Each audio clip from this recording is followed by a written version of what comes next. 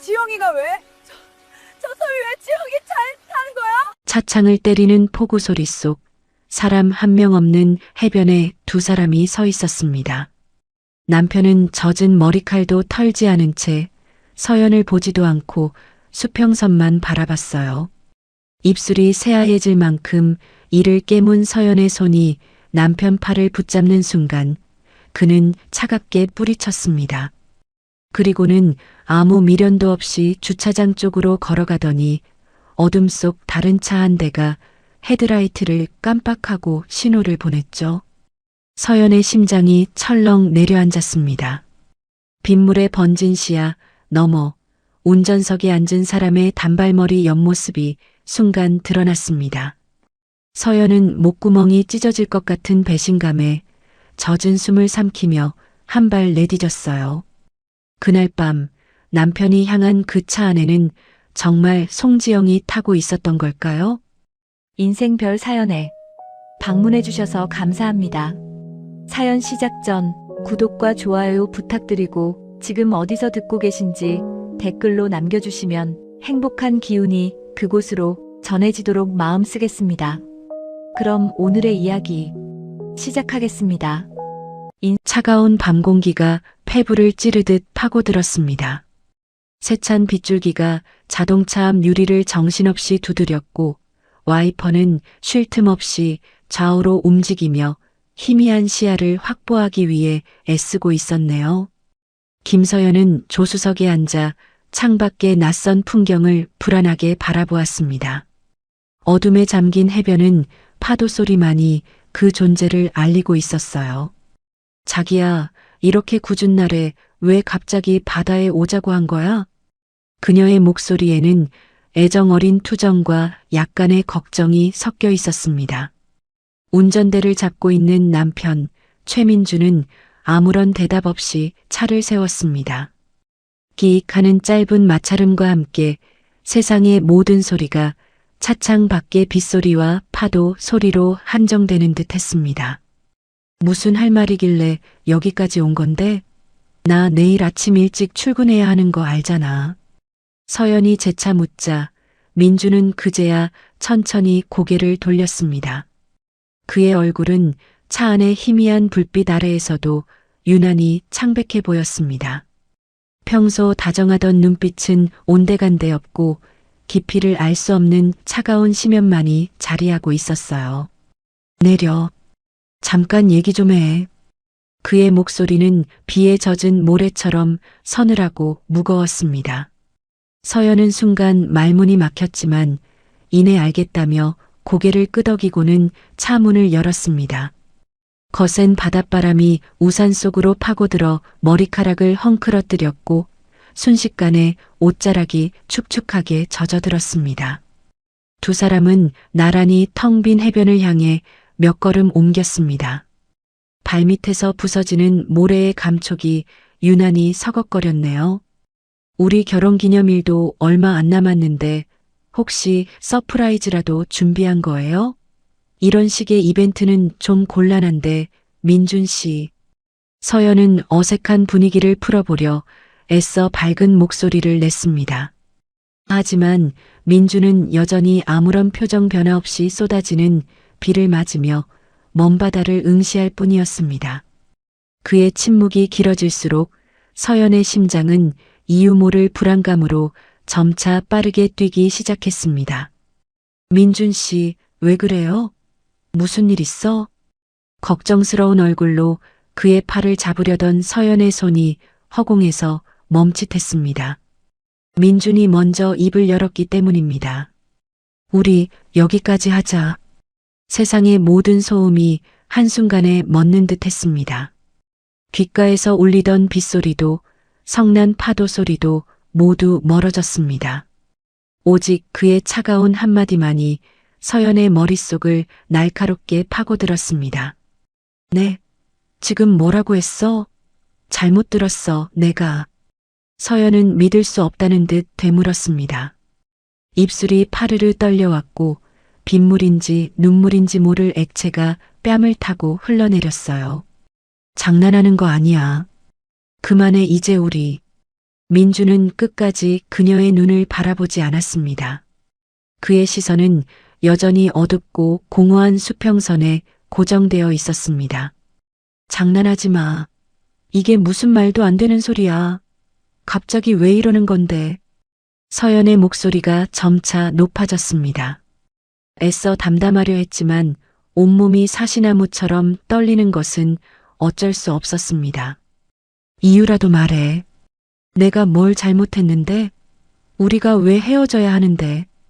그녀의 절규 섞인 물음에도 민주는 얼음장처럼 차가웠습니다. 당신은 잘못한 거 없어. 그냥 내가 변한 거야. 더 이상은 힘들다. 너랑 같이 있는 거. 힘들다는 말이 비수처럼 날아와 서연의 심장에 박혔습니다. 지난 시간들이 주마등처럼 스쳐 지나갔습니다. 그의 꿈을 응원하고 그의 기쁨과 슬픔을 함께 나누었던 모든 순간들이 부정당하는 기분이었습니다. 거짓말. 얼마 전까지만 해도 사랑한다고 했잖아. 갑자기 변했다는 게 말이 돼요? 미안해.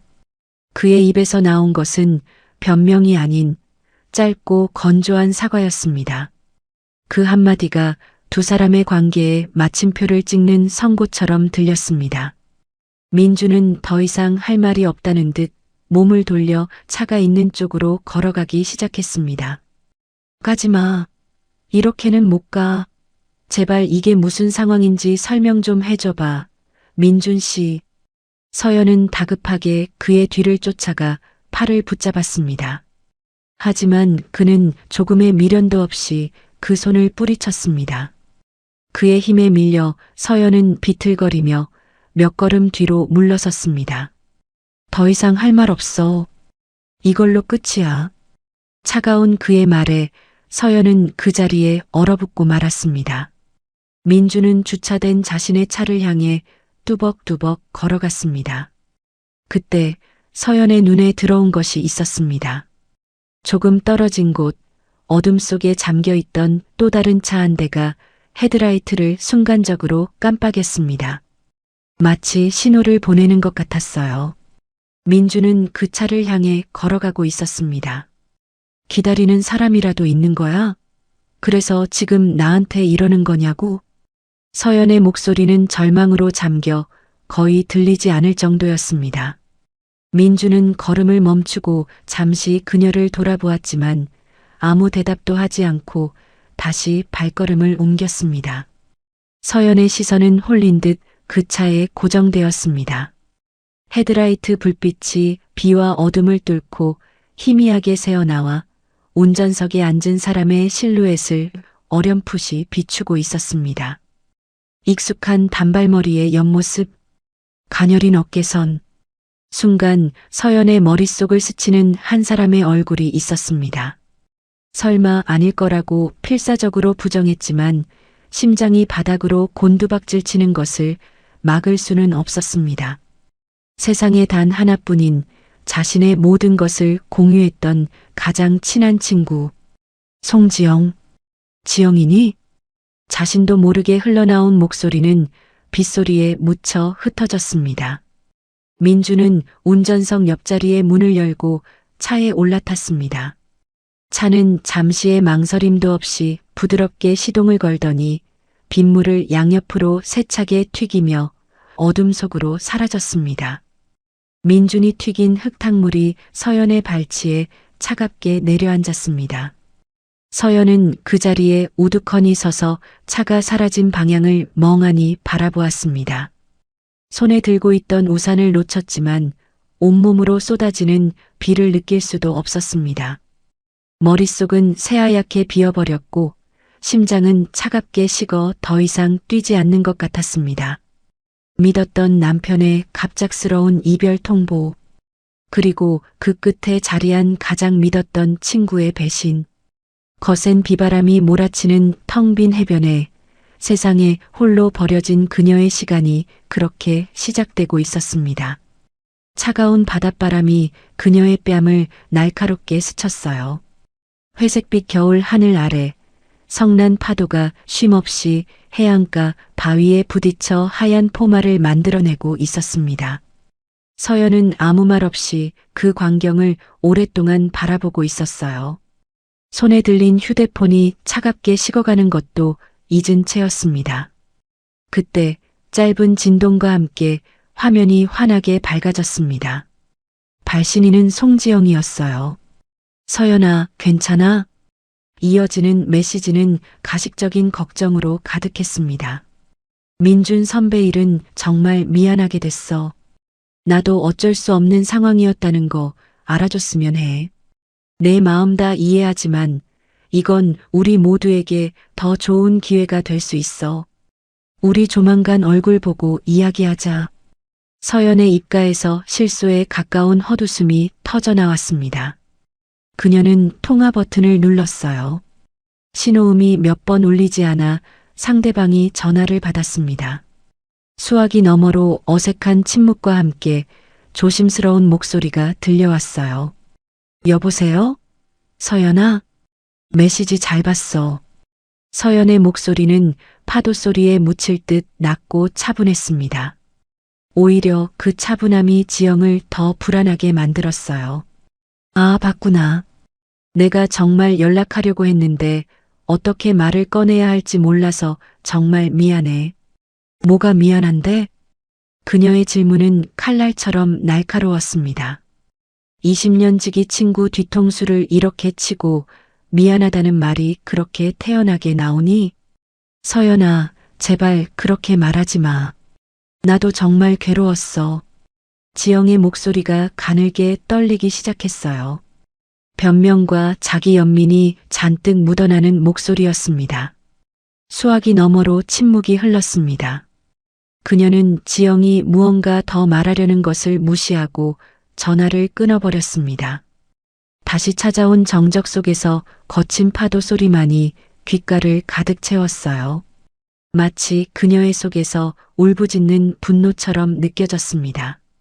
그녀는 휴대폰을 부서져라 꽉 쥔 채 흔들리는 동공으로 검푸른 바다를 노려보았습니다. 한때는 가장 가까운 친구였던 사람, 그의 재능을 누구보다 먼저 알아보고 응원했던 자신이 한없이 어리석게 느껴졌습니다. 차가운 바람에 그녀의 나지막한 목소리가 실려 흩어졌습니다. 반드시 대가를 치르게 해줄게. 그것은 단순한 분노의 표출이 아니었습니다. 모든 것을 제자리로 돌려놓겠다는 차갑고도 단단한 결심의 시작이었습니다. 그날 밤 이후 세상은 온통 잿빛이었습니다. 김서연은 텅 빈 친정집 거실 소파에 웅크린 채 며칠을 보냈습니다. 시간 감각도 식욕도 모두 사라진 듯 했네요. 귓가에는 여전히 그날의 빗소리와 파도 소리, 그리고 심장을 얼어붙게 했던 최민준의 목소리가 메아리 쳤습니다. 손에 들린 휴대폰 너머로 냉정한 현실의 목소리가 흘러나왔습니다. 그래서 지금 제가 가진 건 아무것도 없다는 말씀이신가요, 변호사님? 수화기 너머 박진우 변호사의 목소리는 차분했지만 단호했습니다. 안타깝지만 사실입니다. 현재 두 분의 공동명의 재산은 신혼집 아파트 한 채뿐인데 대출금이 상당 부분 남아 있습니다. 최민준 씨가 결혼 전부터 소유했던 재산에 대해서는 권리를 주장하기가 매우 어렵습니다. 그 사람 사업 자금, 제가 모아둔 돈 전부 보탰어요. 저희 엄마가 남겨주신 유산까지 일부 들어갔다고요. 서연의 목소리가 가늘게 떨려왔습니다. 증명할 수 있으십니까? 차용증이나 입금 내역 같은 객관적인 자료가 필요합니다. 구두 약속만으로는 법적 효력을 갖기 힘듭니다. 없어요. 부부 사이에 그런 걸 어떻게 일일이 챙겨요. 믿었으니까 그냥 다 줬는데. 절망감이 목구멍까지 차올랐습니다. 사랑, 믿음, 헌신. 그 모든 것이 법이라는 차가운 잣대 앞에서는 아무런 힘이 없었습니다. 최민준 씨 측에서는 이미 변호사를 선임해서 대응하고 있습니다. 감정적으로 대처해서는 안 됩니다. 김서연 씨, 일단 마음을 추스르시고 혹시라도 증빙할 만한 자료가 없는지 집을 차분히 둘러보시는 게 좋겠습니다. 알겠습니다. 다시 연락드리겠습니다. 힘없이 통화를 마친 서연은 휴대폰을 소파 위로 던졌습니다. 텅 빈 집안의 공기가 유난히 무겁게 그녀를 짓눌렀어요. 이곳은 돌아가신 부모님의 온기가 희미하게 남아있는 유일한 안식처였지만 지금은 그저 먼지 쌓인 과거의 공간일 뿐이었습니다. 무언가라도 해야 한다는 생각에 서연은 무거운 몸을 일으켜 2층으로 향했습니다. 목적지는 어머니가 쓰시던 서재였습니다. 끼익하고 마찰음을 내며 열린 문틈으로 퀴퀴한 책 냄새와 먼지 냄새가 섞여 흘러나왔습니다. 십수년 전 문학을 사랑하시던 어머니가 밤늦도록 책을 읽고 글을 쓰시던 공간, 그곳은 시간이 멈춘 듯 그대로였습니다. 책장 가득 꽂힌 낡은 책들, 책상 위에 놓인 빛바랜 만년필, 창가에 놓인 자그마한 난초 화분까지. 엄마. 나직한 부름이 공허하게 흩어졌습니다. 서연은 천천히 책장을 손으로 훑었습니다. 손끝에 뽀얀 먼지가 묻어났습니다. 그때였습니다.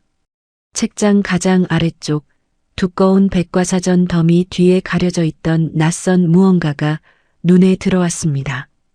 이게 뭐지? 호기심에 백과사전을 옆으로 밀어내자 짙은 회색의 낡은 가정용 금고가 모습을 드러냈습니다. 서연은 이런 것이 여기에 있었다는 사실조차 까맣게 잊고 있었습니다. 왜 이걸 한 번도 못 봤을까요? 혼잣말을 하며 금고를 자세히 살펴보았습니다. 다이얼 방식의 낡은 금고, 비밀번호를 알 리가 없었습니다. 한참을 망설이던 그녀의 뇌리에 문득 어머니가 평소 좋아하시던 숫자들이 스쳐 지나갔습니다.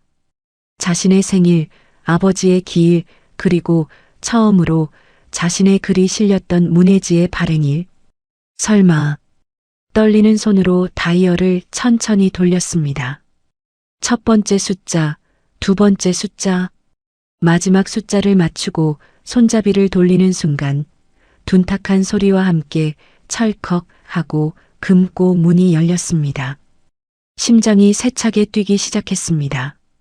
금고 안은 생각보다 단출했습니다. 가장 위에는 두툼한 서류 봉투 몇 개와 통장 여러 권이 놓여 있었습니다. 이건? 봉투를 열어본 서연의 눈이 커졌습니다. 부동산 등기권리증, 주식증서, 그리고 어머니 명의로 된 각종 금융 서류들이었습니다. 통장을 펼쳐보자 그녀의 이름으로 된 휴면계좌에 상당한 액수의 돈이 잠들어 있는 것이 보였습니다. 민중과 결혼하며 잊고 지냈던 어머니가 자신을 위해 남겨두신 마지막 보루였습니다. 엄마, 이걸 왜 제게 말씀 안 하셨어요? 눈물이 핑 돌았습니다. 늘 무심한 듯 엄하셨지만 보이지 않는 곳에서 딸의 미래를 이렇게까지 준비해 두셨다는 사실에 가슴이 미어졌습니다. 박 변호사에게 당장 전화해야 한다는 생각이 들었지만 서연의 손은 서류 아래에 깔린 또 다른 꾸러미를 향했습니다. 그것은 누렇게 변색된 원고 뭉치였습니다. 끈으로 정갈하게 묶인 A 사용지 위에는 십수년 전 자신의 것임이 분명한 앳된 필체로 제목이 적혀 있었습니다. 재와 그림자. 아. 짧은 탄식이 터져 나왔습니다. 잊고 있었습니다. 아니, 애써 잊고 살았습니다. 작가가 되는 것이 유일한 꿈이었던 시절, 밤을 새워 써내려갔던 자신의 첫 장편소설 원고 초안. 민준을 만나고 결혼을 준비하며 그의 성공을 내조하는 것이 더 큰 행복이라 믿으며 스스로 설악 깊숙한 곳에 처박아 두었던 자신의 분신이었습니다.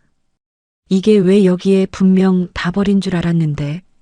서연은 자리에 주저앉아 떨리는 손으로 원고 뭉치를 풀었습니다.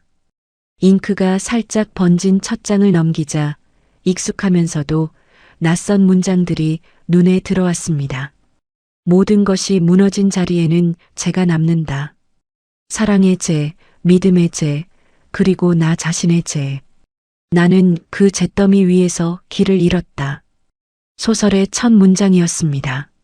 마치 지금 자신의 상황을 예언이라도 한 듯한 문장에 서연은 숨을 멈췄습니다.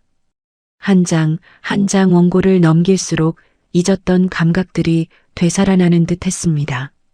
문장을 만들고 이야기를 엮어가던 밤의 희열, 주인공의 감정에 함께 울고 웃었던 순간들. 그것은 온전히 김서연, 자기 자신만의 세계였습니다. 그래, 나한테는 이게 있었지. 다 잃은 게 아니었어. 그녀는 원고 뭉치를 가슴에 꼭 끌어안았습니다. 낡은 종이에서 풍겨오는 희미한 잉크 냄새가 그 어떤 향수보다도 가슴 벅차게 다가왔습니다. 돈과 서류는 다시 일어설 수 있는 발판이 되어줄 것입니다. 하지만 이 미완의 원고는 그녀가 앞으로 나아가야 할 이유 그 자체였습니다. 다시 시작하는 거예요, 엄마.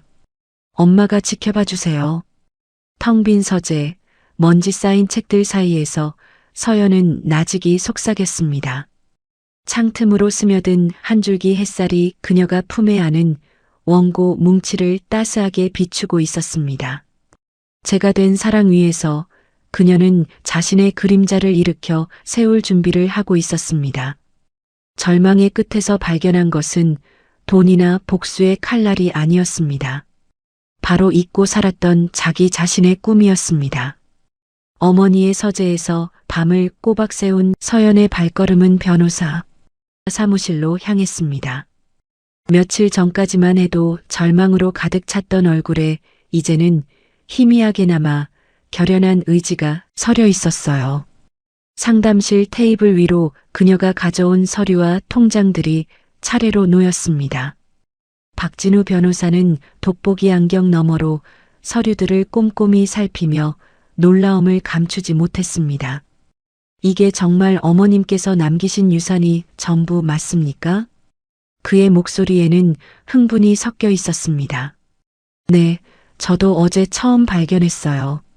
친정집 서재 금고 안에 보관되어 있었더라고요. 세상에, 김서연 씨. 이건 정말 하늘이 도운 겁니다. 상황이 완전히 달라졌습니다. 박 변호사는 서류 한 장을 집어들며 말했습니다. 최민준 씨에게 사업 자금으로 건네셨다는 돈, 증명할 방법이 없어 막막했는데 이 휴면 계좌의 존재와 어머님의 재산 목록이 있다면 이야기가 달라져요. 결혼 전 상속받은 재산은 특유 재산으로 분할 대상이 아니지만 이 재산이 부부 공동 생활 유지나 자산 증식에 기여했다는 점을 입증할 수 있습니다. 그럼 제가 그 사람에게 줬던 돈을 돌려받을 가능성이 생긴 건가요? 서연이 희망 섞인 목소리로 물었습니다. 가능성을 넘어 아주 유력해졌다고 봐야죠. 특히 이 강남에 있는 5층짜리 건물. 이것만으로도 최민준 씨가 가진 재산보다 훨씬 가치가 큽니다. 일단 이 건물 등기부등본부터 다시 확인해서 다른 문제가 없는지 살펴보겠습니다. 부탁드립니다, 변호사님. 이제 우리가 칼자루를 쥐게 된 겁니다. 너무 걱정하지 마세요. 최민준 씨가 순순히 합의 이혼에 응하지 않으면 저희는 반소로 재산분할 청구 소송을 제기해서 모든 걸 되찾아올 겁니다. 사무실을 나서는 서연의 발걸음은 한결 가벼워졌습니다. 모든 것을 잃었다고 생각했는데 보이지 않는 곳에서 어머니가 든든한 방패를 마련해 주신 셈이었습니다. 오랜만에 마음이 조금 풀린 그녀는 무언가에 이끌리듯 대형 서점으로 향했습니다. 작가의 꿈을 꾸던 시절, 새로운 이야기에 대한 영감을 얻기 위해 즐겨 찾던 곳이었어요. 서점 안은 주말을 맞아 사람들로 붐볐습니다. 은은한 종이 냄새와 커피 향이 뒤섞여 묘한 안정감을 주었습니다. 서연은 베스트셀러 코너 앞에서 발걸음을 멈췄습니다. 올해의 작가, 문단의 혜성 같은 화려한 수식어들이 눈에 들어왔습니다. 그때 가장 눈에 잘 띄는 매대 중앙에 산처럼 쌓여 있는 한 권의 책이 그녀의 시선을 사로잡았습니다. 잿빛 도시의 속삭임. 감각적인 제목과 함께 표지에는 작가의 사진이 작게 인쇄되어 있었습니다. 익숙한 얼굴. 서연은 자신의 눈을 의심했습니다. 아무리 봐도 그 사진 속 남자는 자신의 남편 최민준이었습니다. 말도 안 돼. 저 사람이 소설을 사업한다던 사람이 갑자기 무슨.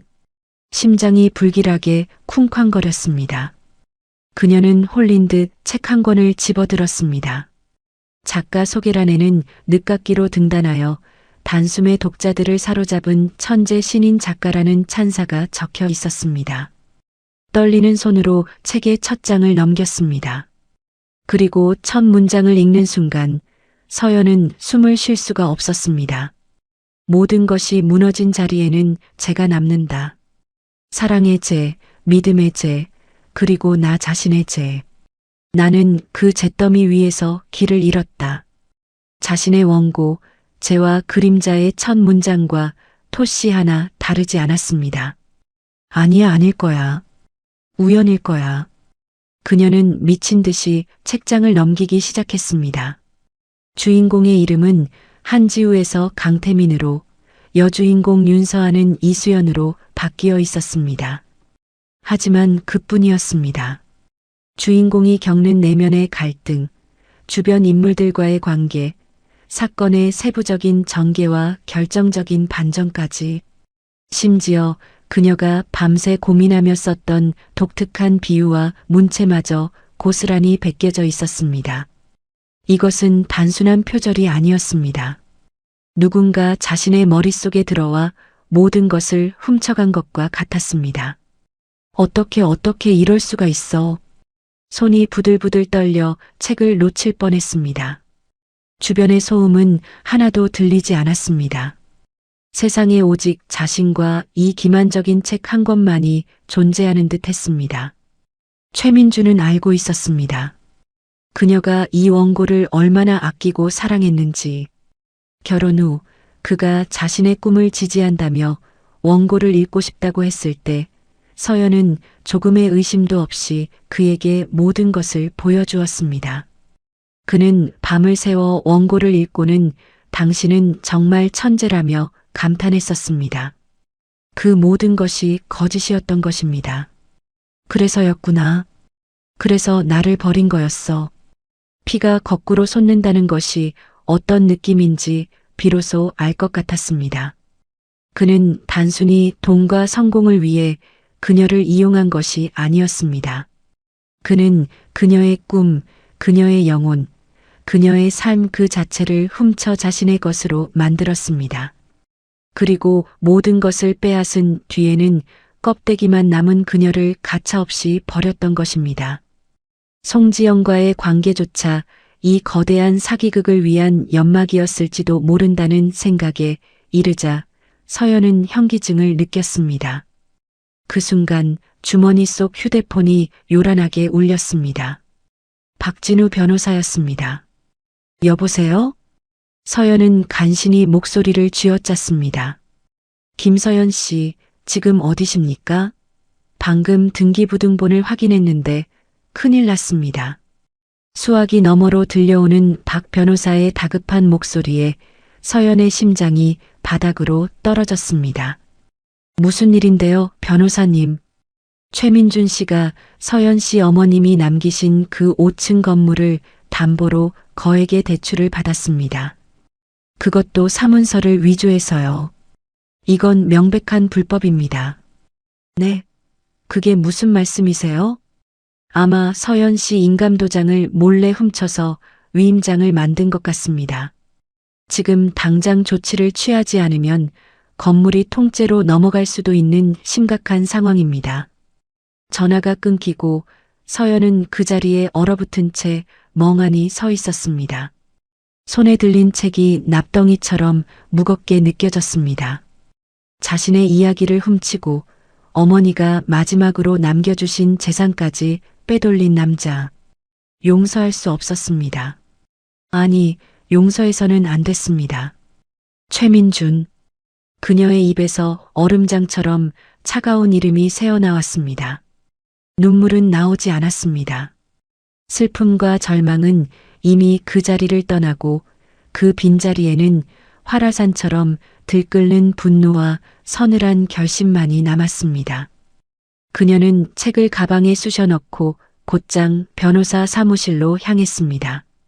다시 마주 앉은 박 변호사의 얼굴에는 수심이 가득했습니다.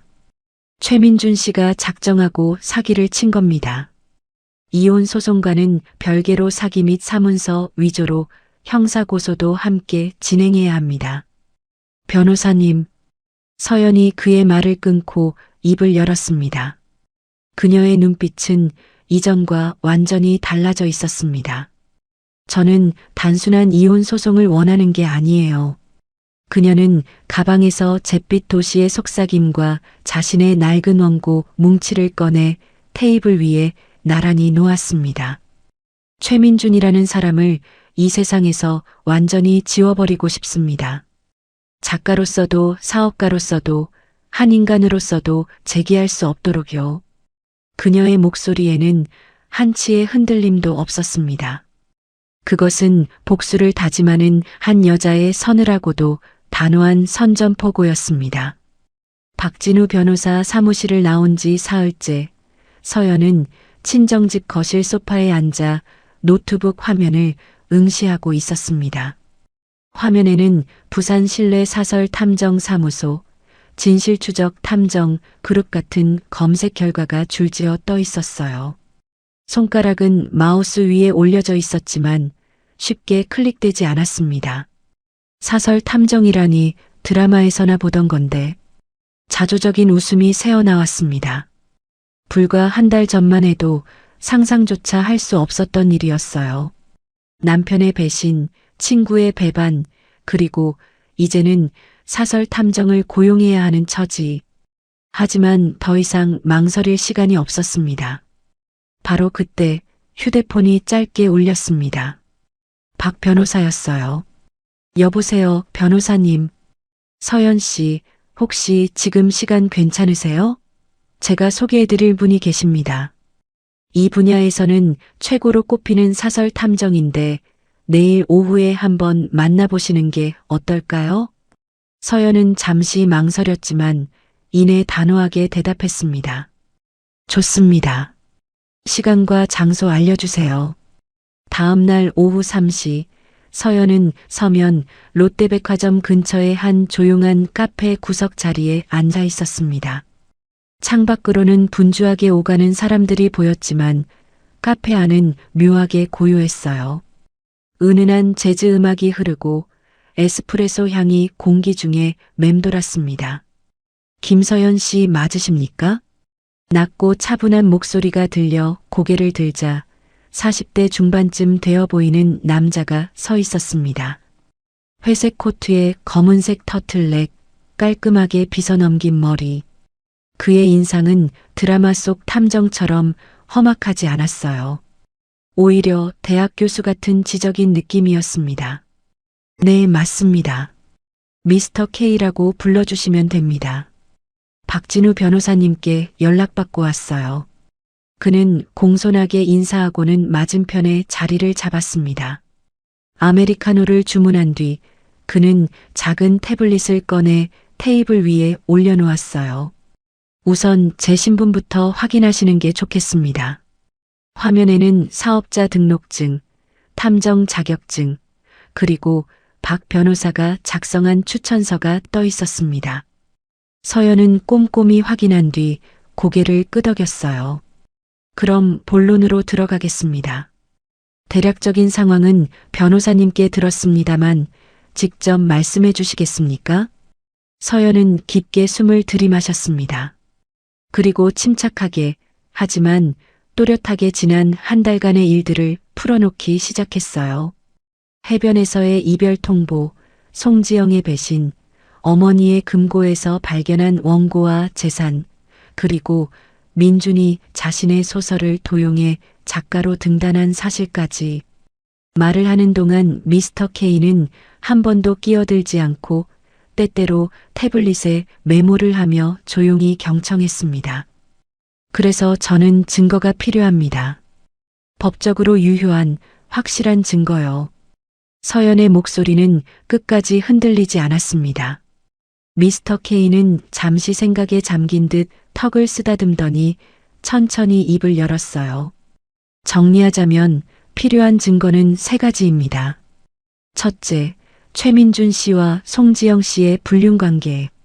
둘째, 장모님 명의 부동산을 담보로 한 불법 대출 증거. 셋째, 소설 원고 표절 증거. 맞습니까? 네, 정확합니다. 좋습니다. 가능합니다. 미스터 K의 단호한 대답에 서연의 눈빛이 살짝 흔들렸습니다. 정말 가능한가요? 김서연 씨, 제가 이 일을 15년째 하고 있습니다. 불가능한 일이라면 애초에 이 자리에 나오지 않았을 거예요. 그의 목소리에는 오만함이 아닌 오랜 경험에서 우러나온 자신감이 묻어 있었습니다. 불륜 관계는 비교적 쉽습니다. 두 사람의 동선 추적, 메신저 기록 복원으로 충분해요. 불법 대출권은 이미 박 변호사님이 등기부등본을 확보하셨으니 제가 추가로 위조 서류의 흔적과 자금 흐름을 추적하겠습니다.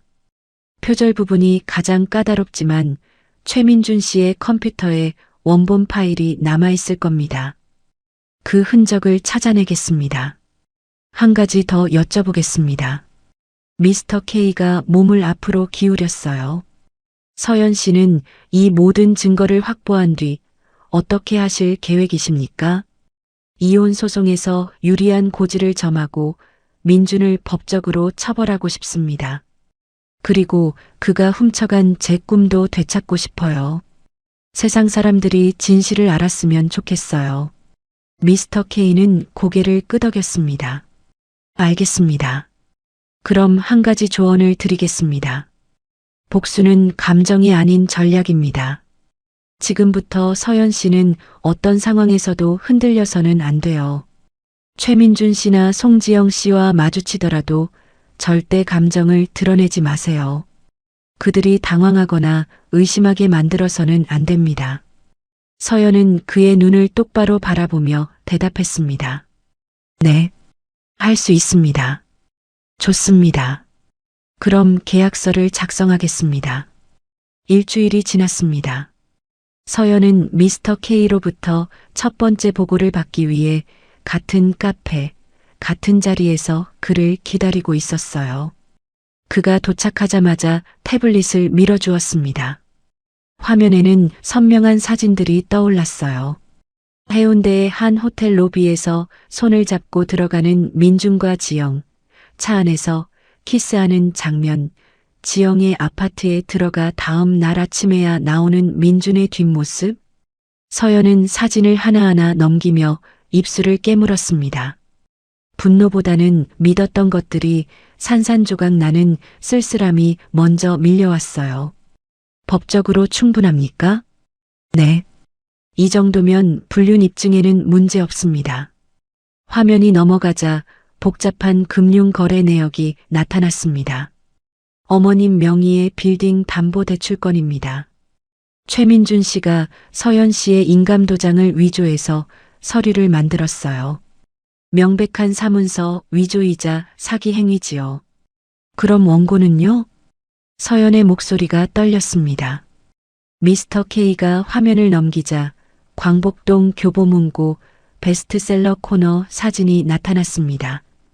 그 중앙에는 회색 도시의 속삭임이라는 책이 산처럼 쌓여 있었고 표지에는 최민준의 사진이 박혀 있었어요. 이미 출간되었습니다. 반응이 상당히 좋아요. 조만간 신인 작가상 후보에 오를 가능성이 높습니다. 서연의 손이 부들부들 떨렸습니다. 자신이 밤을 새워 쓴 문장들이 저렇게 당당하게 그의 이름으로 세상에 나와 있다니. 서연 씨, 미스터 K의 차분한 목소리가 그녀를 붙잡았습니다. 지금 화를 내셔도 됩니다. 하지만 그 감정을 행동으로 옮기시면 안 돼요.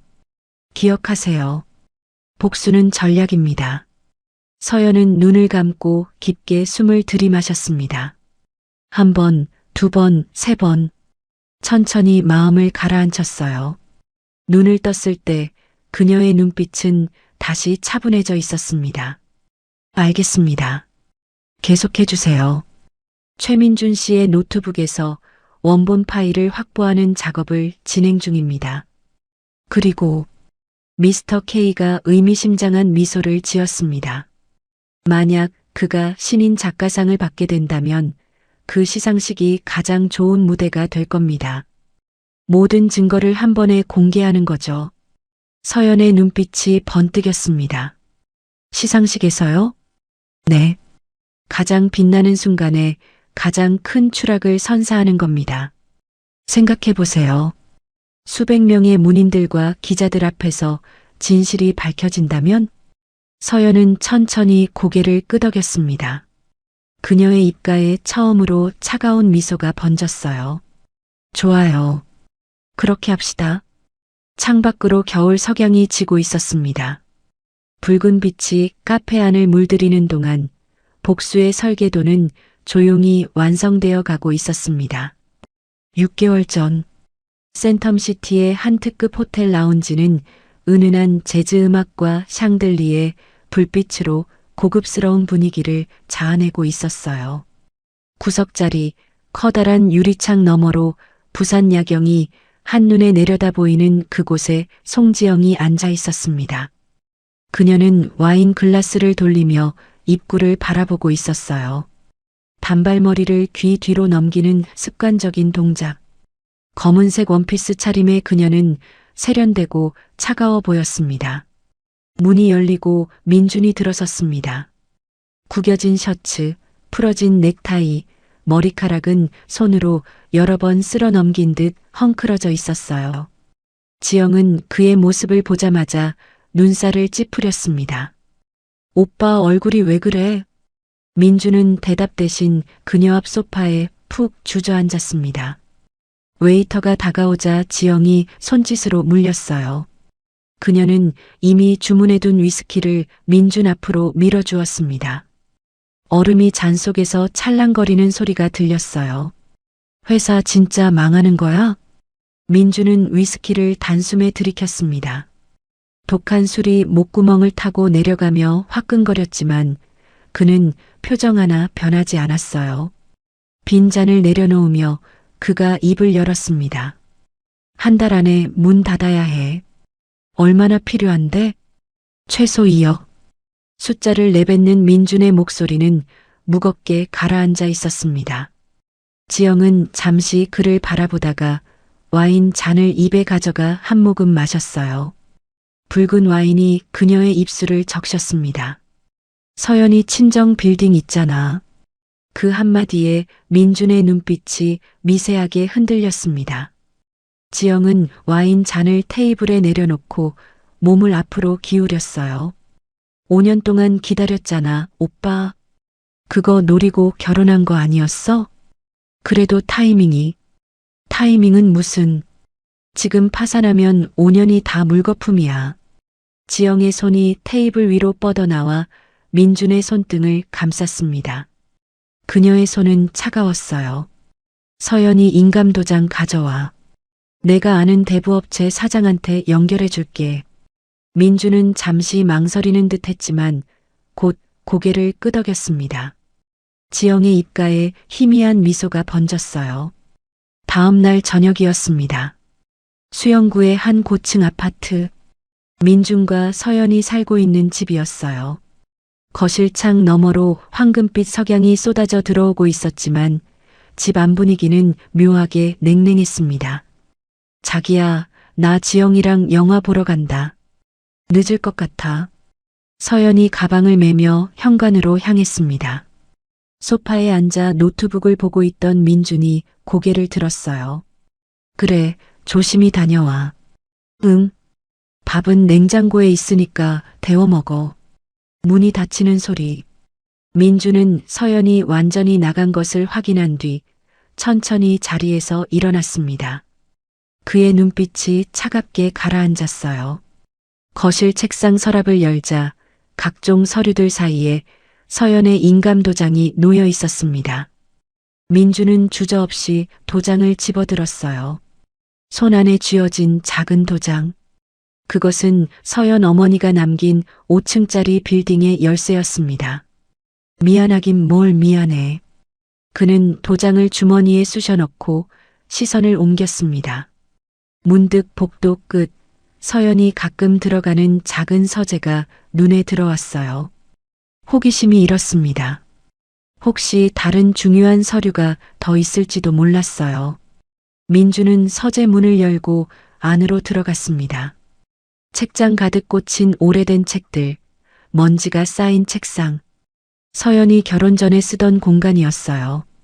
그는 책상 서랍을 하나씩 열어보기 시작했습니다.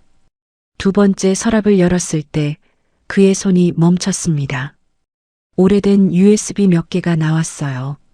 그 중 하나에 붙어 있는 라벨이 눈에 들어왔습니다. 원고 최종본. 민주는 USB를 집어들고 한참을 들여다보았습니다. 결혼 초 서연이 자신에게 보여줬던 그 소설, 밤을 새워 읽었던 그 아름다운 문장들이 떠올랐어요. 재와 그림자라는 제목이었습니다. 그의 손가락이 USB를 꽉 쥐었습니다. 순간 머릿속에 섬광처럼 어떤 생각이 스쳤어요. 이거라면. 민주는 USB를 주머니에 넣고 서재를 나섰습니다. 그의 발걸음은 빨랐고 뒷모습에는 어떤 결심이 서려 있었어요. 이틀이 지났습니다. 남포동의 허름한 건물 3층. 대부업체 사무실은 담배 냄새와 곰팡이 냄새가 뒤섞여 있었어요.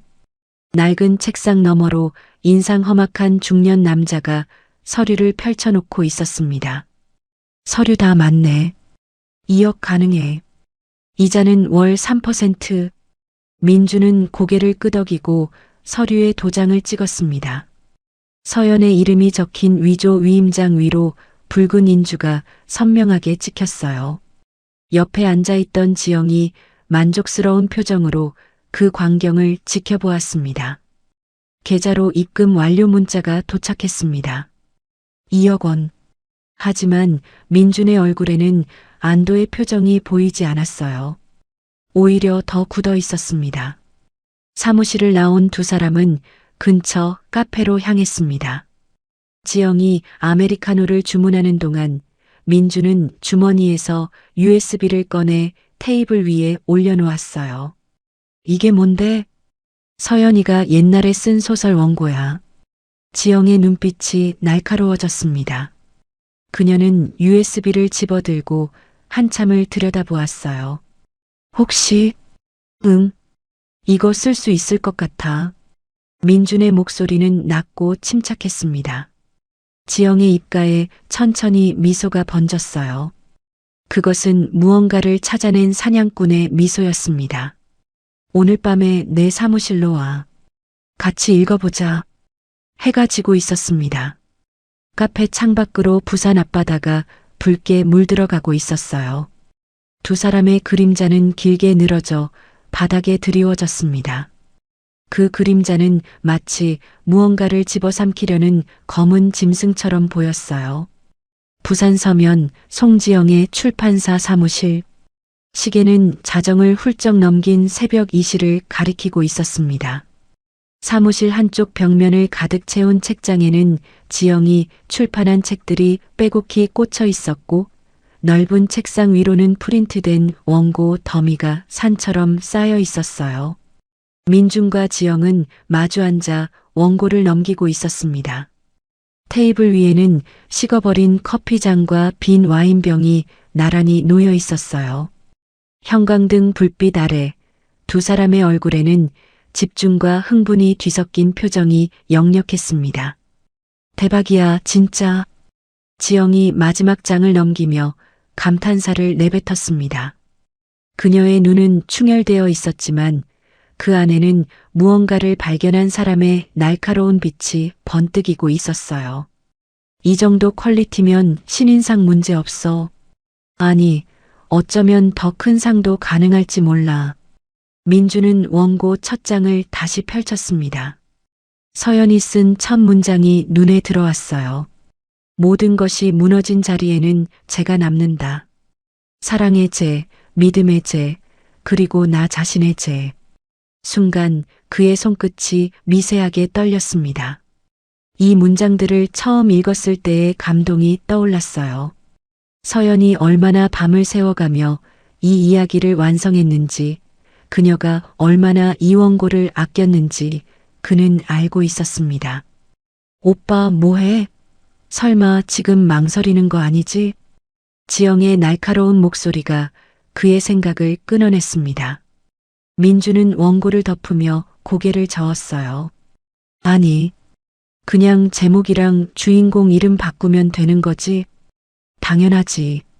배경도 조금 손봐야 하고, 그 정도는 내가 편집하면서 다 처리할 수 있어. 지영은 노트북을 열어 빠르게 타이핑하기 시작했습니다. 원래 제목이 재와 그림자니까 회색 도시의 속삭임은 어때? 더 세련되고 감각적이잖아. 좋네. 주인공 이름도 바꾸고 여주인공 직업도 살짝 변형하고 이 정도면 누가 봐도 다른 작품처럼 보일 거야.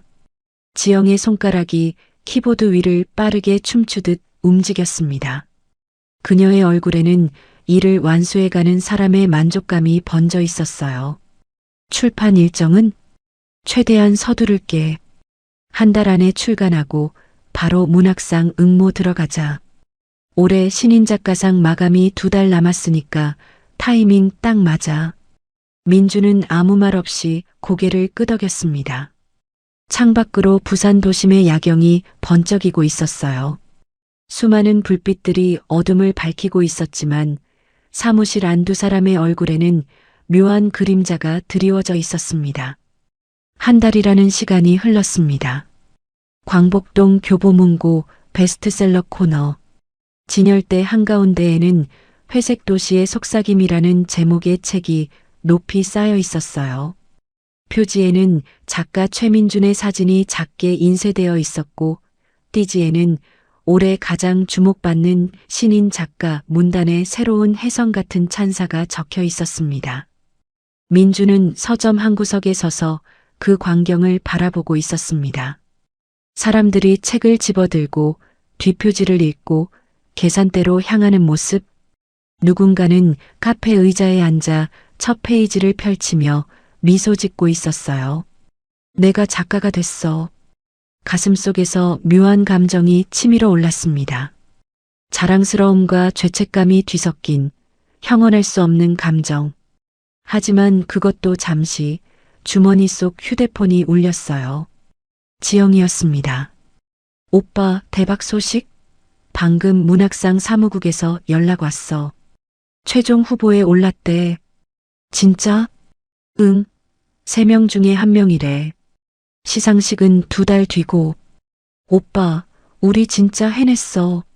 수화기 너머로 들려오는 지영의 들뜬 목소리. 민주는 서점을 나와 해운대 해변으로 향했습니다. 파도 소리가 귓가를 때렸고 차가운 바닷바람이 뺨을 스쳤어요. 이제 서연이랑 정리할 때가 됐어. 그날 밤 그는 서연을 텅 빈 해변으로 불러냈습니다. 쏟아지는 빗속에서 차가운 이별을 통보했어요. 서연의 눈에서 눈물이 흘러내렸지만 민주는 끝까지 그녀를 외면했습니다. 지영이 기다리는 차로 돌아가는 그의 뒷모습에는 단 한 점의 미련도 없었어요. 모든 것을 빼앗고 그는 떠났습니다. 그리고 시간은 다시 현재로. 서연이 미스터 K를 만난 지 2주가 지난 어느 날 오후였어요. 센텀시티의 한 고급 카페. 미스터 K는 노트북 화면을 서연 쪽으로 돌려 보여주었습니다. 화면에는 메신저 대화 복원 프로그램이 실행되고 있었고 삭제되었던 민준과 지영의 대화가 하나둘씩 되살아나고 있었어요. 멍청한 서연이. 아직도 내가 자기 글 봐주는 줄 알더라. 자기가 작가인 줄 아는 게 제일 웃기지 않아? 덕분에 원고는 내가 잘 쓰고 있어. 오늘도 밤새워서 내 원고 고쳐준다고 하던데.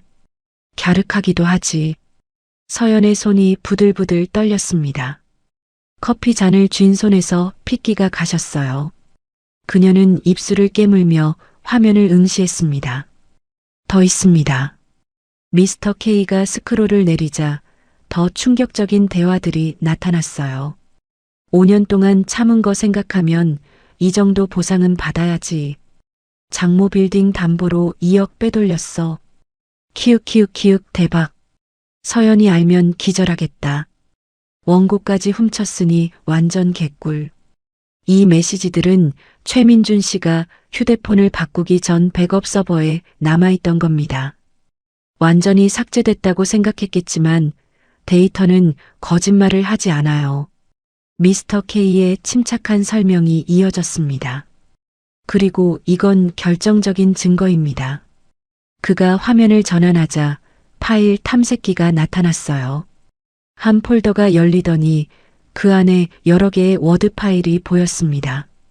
최민준 씨의 노트북에서 복구한 파일입니다. 원본 파일명을 보세요. 작성 날짜가 서연 씨가 쓰신 시기와 정확히 일치합니다. 그리고 이 수정 날짜는 최민준 씨가 USB를 훔쳐간 직후예요. 메타데이터가 모든 걸 증명하지요. 서연은 화면을 뚫어져라 바라보았습니다. 그녀의 눈에서 눈물이 흘러내렸지만 이번에는 슬픔의 눈물이 아니었어요. 분노와 안도가 뒤섞인 복잡한 감정이었습니다. 더 보여드릴 게 있습니다. 미스터 K가 USB를 꺼내 노트북에 연결했습니다. 영상 파일이 재생되기 시작했어요. CCTV 화면이었습니다. 서연 씨 아파트 근처 편의점 CCTV입니다. 2개월 전 서연 씨가 외출하신 날 직후 최민준 씨가 집에서 나오는 장면입니다. 그리고 이건 대부업체 사무실 건물 입구 CCTV입니다. 또 다른 영상. 민준과 지영이 함께 허름한 건물로 들어가는 장면. 2시간 뒤 나올 때 민준의 얼굴에는 안도의 표정이 역력했어요. 모든 퍼즐이 맞아떨어집니다. 서연 씨. 불륜, 불법 대출, 표절. 증거는 완벽해요. 미스터 K가 노트북을 닫으며 말했습니다. 이제 어떻게 하실 겁니까? 서연은 창밖을 바라보았습니다. 해운대 바다가 햇살에 반짝이고 있었어요.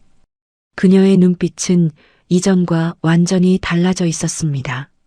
슬픔도 절망도 없었어요. 오직 차갑고 단단한 결심만이 그 안에 담겨 있었습니다. 시상식 날짜가 언제죠? 한 달 뒤입니다. 그날 모든 걸 끝낼 거예요.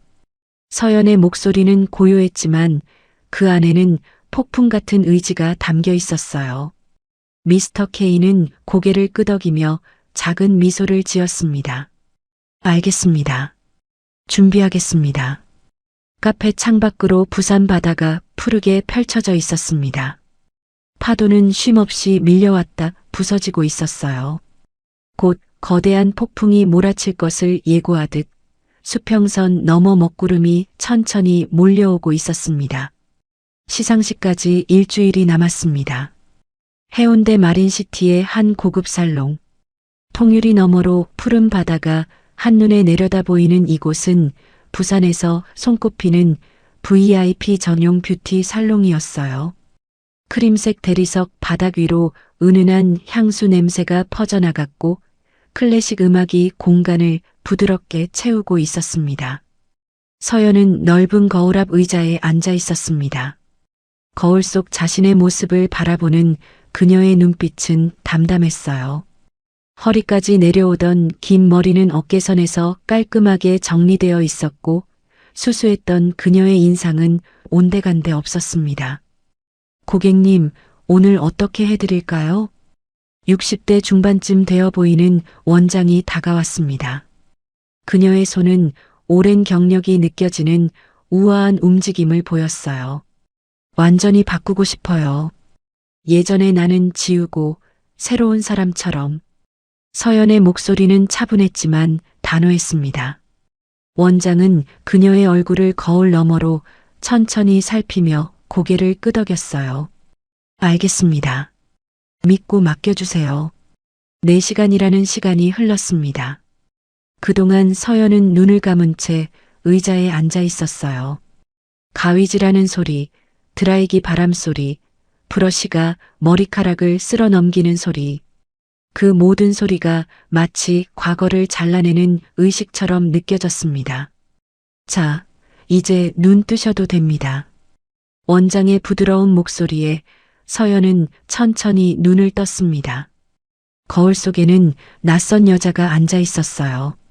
어깨선에서 우아하게 떨어지는 웨이브 머리, 은은한 애쉬 브라운 컬러는 그녀의 하얀 피부톤을 더욱 돋보이게 만들었습니다. 자연스럽게 정돈된 눈썹, 깊이감 있는 아이 메이크업, 그리고 차분한 누드톤 립스틱. 수수했던 이웃집 아줌마 같던 모습은 완전히 사라지고 세련되고 도시적인 여성이 그 자리를 차지하고 있었어요. 어떠세요? 완벽해요. 서연은 거울 속 자신을 한참 동안 바라보았습니다. 이것은 단순한 외모의 변화가 아니었어요.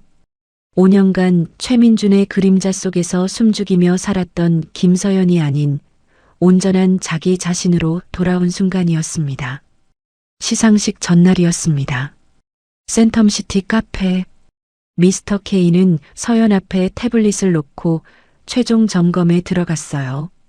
그는 완전히 달라진 서연의 모습을 보고 잠시 놀란 표정을 지었지만 곧 프로페셔널한 얼굴로 돌아왔습니다. 모든 준비가 끝났습니다. 내일 시상식장 AV 시스템에 접근할 수 있는 루트를 확보했어요. 화면에는 시상식장 평면도가 떠 있었습니다. 무대, 객석, 그리고 조명 및 영상 조정실의 위치가 표시되어 있었어요. 최민준 씨가 수상 소감을 말하는 동안 저희가 준비한 영상이 메인 스크린에 송출됩니다. 메신저 대화, 원고 비교 자료, CCTV 영상 순서로 3분간 재생돼요. 기술팀이 막을 수는 없나요? 시스템을 완전히 장악할 겁니다.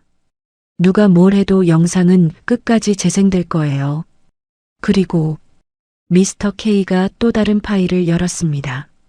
현장에는 주요 언론사 기자들이 최소 15명 이상 배석합니다. 영상이 나가는 순간 모든 카메라가 돌아갈 거예요. 실시간 기사화되고 SNS로 퍼지는 건 시간 문제지요. 서연은 고개를 끄덕이며 창밖을 바라보았습니다. 겨울 바다는 잔잔했지만 수평선 너머로는 먹구름이 드리워져 있었어요. 서연 씨, 마지막으로 확인하겠습니다. 정말 괜찮으시겠습니까? 미스터 K의 목소리가 진지해졌습니다. 이 영상이 나가는 순간 돌이킬 수 없어요. 최민준 씨의 인생은 완전히 끝나는 겁니다. 작가로서도 한 인간으로서도. 서연은 천천히 고개를 돌려 그를 바라보았습니다. 그녀의 눈빛은 흔들림 없이 맑았어요. 괜찮아요. 아니, 괜찮은 게 아니라 반드시 해야 하는 일이에요. 알겠습니다. 미스터 K는 태블릿을 닫으며 자리에서 일어났습니다. 그럼 내일 시상식장에서 뵙겠습니다. 화이팅입니다. 서연 씨. 두 사람은 악수를 나눴습니다. 서연의 손은 차갑지만 단단했어요. 드디어 시상식 당일이 밝았습니다. 오후 5시 서연은 친정집 안방 전신 거울 앞에 서 있었어요. 검은 드레스를 입고 헤어와 메이크업을 완벽하게 마친 그녀의 모습은 한편의 그림 같았습니다. 그녀는 거울 속 자신을 오랫동안 바라보았습니다. 5년 전 최민준과 결혼식을 올리던 날 이 거울 앞에서 순백의 웨딩드레스를 입었던 기억이 떠올랐어요. 그때의 자신은 얼마나 행복해 보였을까? 얼마나 순진했을까? 이제 끝이야. 그녀는 나지막이 중얼거리며 클러치백을 집어들었습니다. 가방 안에는 휴대폰 하나와 립스틱, 그리고 작은 티슈 한 팩만 들어 있었어요. 다른 건 필요 없었습니다. 현관문을 나서기 전 서연은 거실벽에 걸린 어머니의 사진 앞에 섰습니다. 액자 속 어머니는 부드럽게 미소 짓고 있었어요. 엄마, 지켜봐 주세요. 오늘 딸이 모든 걸 되찾을게요.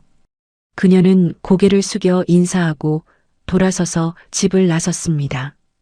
엘리베이터 안 거울에 비친 자신의 모습을 다시 한번 확인했어요. 완벽했습니다. 1층 로비로 내려가자 미리 불러둔 고급 세단이 대기하고 있었습니다. 백스코 오디토리움으로 가주세요. 네, 손님. 차는 부드럽게 출발했습니다. 창밖으로 부산거리가 빠르게 지나갔어요.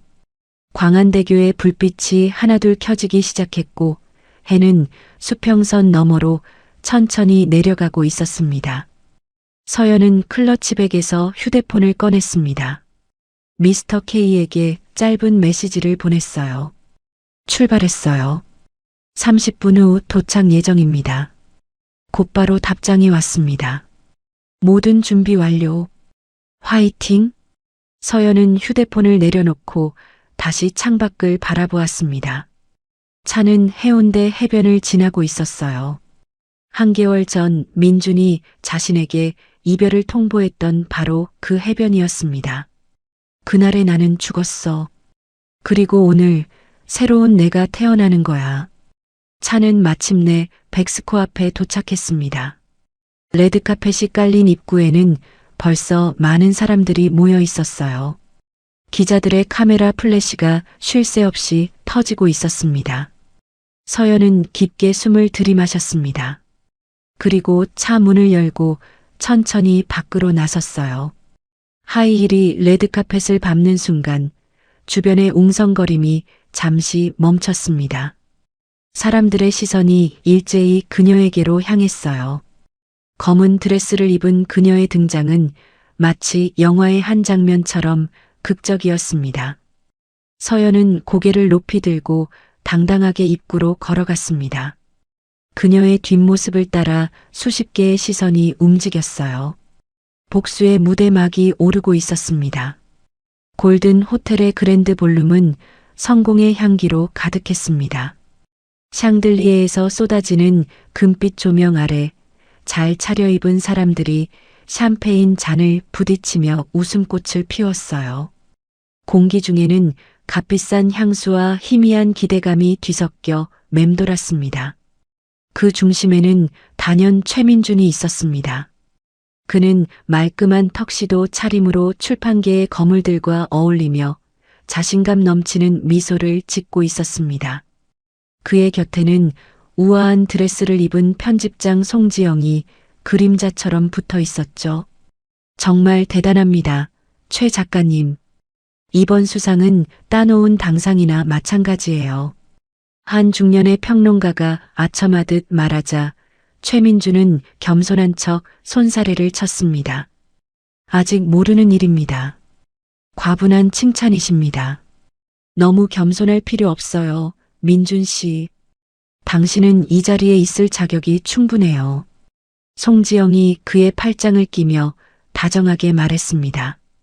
그들의 완벽한 그림에 누구도 의심의 눈초리를 보내지 않았습니다. 모든 것이 순조로웠습니다. 그 육중한 연회장 문이 열리기 전까지는요. 끼잉 마이너스. 둔탁한 소음과 함께 문이 열리고 한 여인이 들어서는 순간 거짓말처럼 모든 소음이 멎었습니다. 와인잔을 부딪히던 소리, 나지막한 담소, 경쾌하게 흐르던 클래식 선율까지 모든 것이 일시 정지된 듯 고요해졌습니다. 사람들의 시선이 일제히 입구로 향했습니다. 그곳에는 복수의 여신처럼 서늘하고도 압도적인 아우라를 뿜어내는 서연이 서 있었습니다. 칠흑 같은 블랙 드레스는 그녀의 하얀 피부와 극적인 대비를 이루었고 모든 조명을 흡수하는 듯 깊고 고혹적이었습니다. 무심하게 뻗은 쇄골과 유려한 어깨선, 당당하게 편 허리.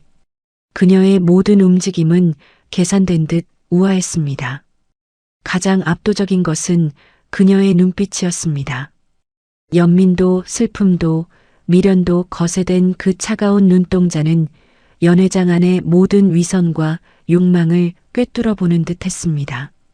웅성거리던 사람들의 시선 끝에 서 있던 최민준과 송지영은 그 자리에 얼어붙었습니다.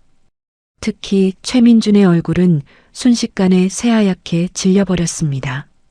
그는 유령이라도 본 듯한 표정으로 손에 들고 있던 샴페인 잔을 놓칠 뻔했습니다. 송지영 역시 당황한 기색이 역력했어요.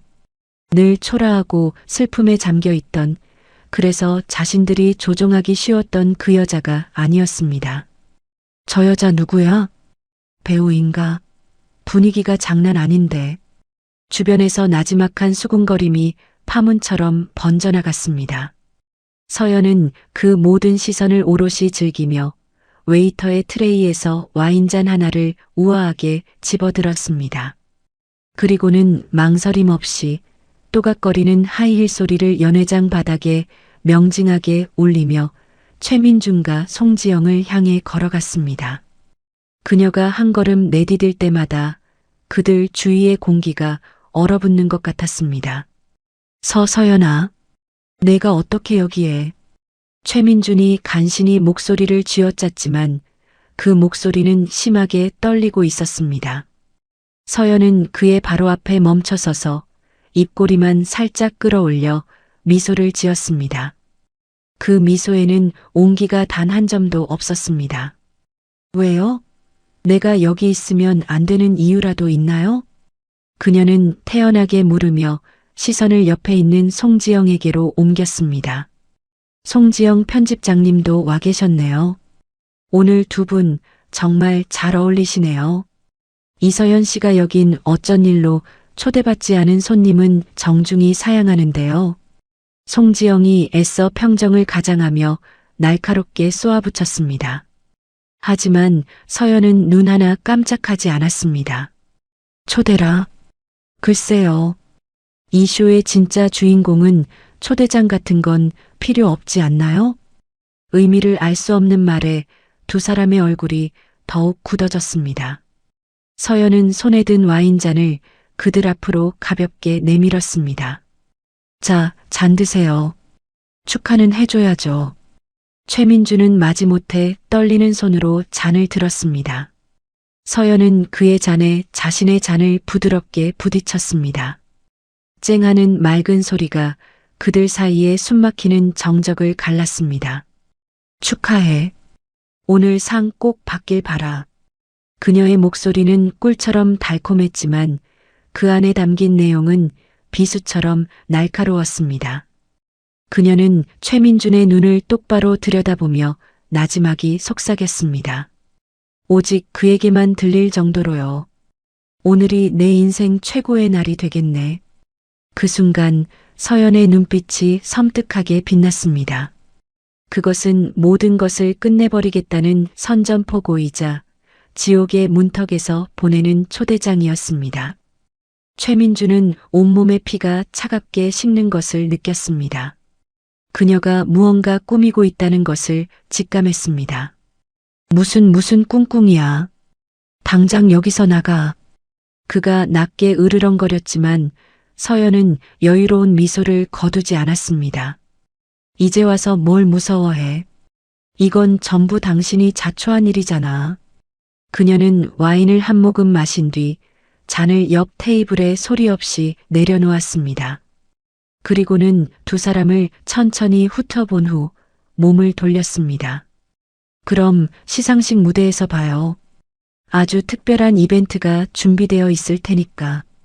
마지막 말을 남기고 돌아서는 그녀의 뒷모습은 마치 모든 것을 끝낸 승리자처럼 당당하고 흔들림이 없었습니다. 서연이 떠난 자리에 최민준과 송지영은 망연자실한 채 서 있을 뿐이었습니다. 화려했던 연회장의 모든 불빛이 한순간에 빛을 잃고 그들 앞에 드리워진 거대한 파멸의 그림자처럼 느껴졌습니다. 절정의 순간은 아직 시작되지도 않았습니다. 연회장의 모든 조명이 무대 위로 집중되었습니다. 방금 전 서연의 등장으로 술렁이던 분위기는 시상식의 마지막을 장식할 하이라이트를 앞두고 억지로 봉합된 채 팽팽한 긴장감만이 감돌았어요. 사회자는 애써 밝은 목소리로 분위기를 띄우려 안간힘을 썼습니다.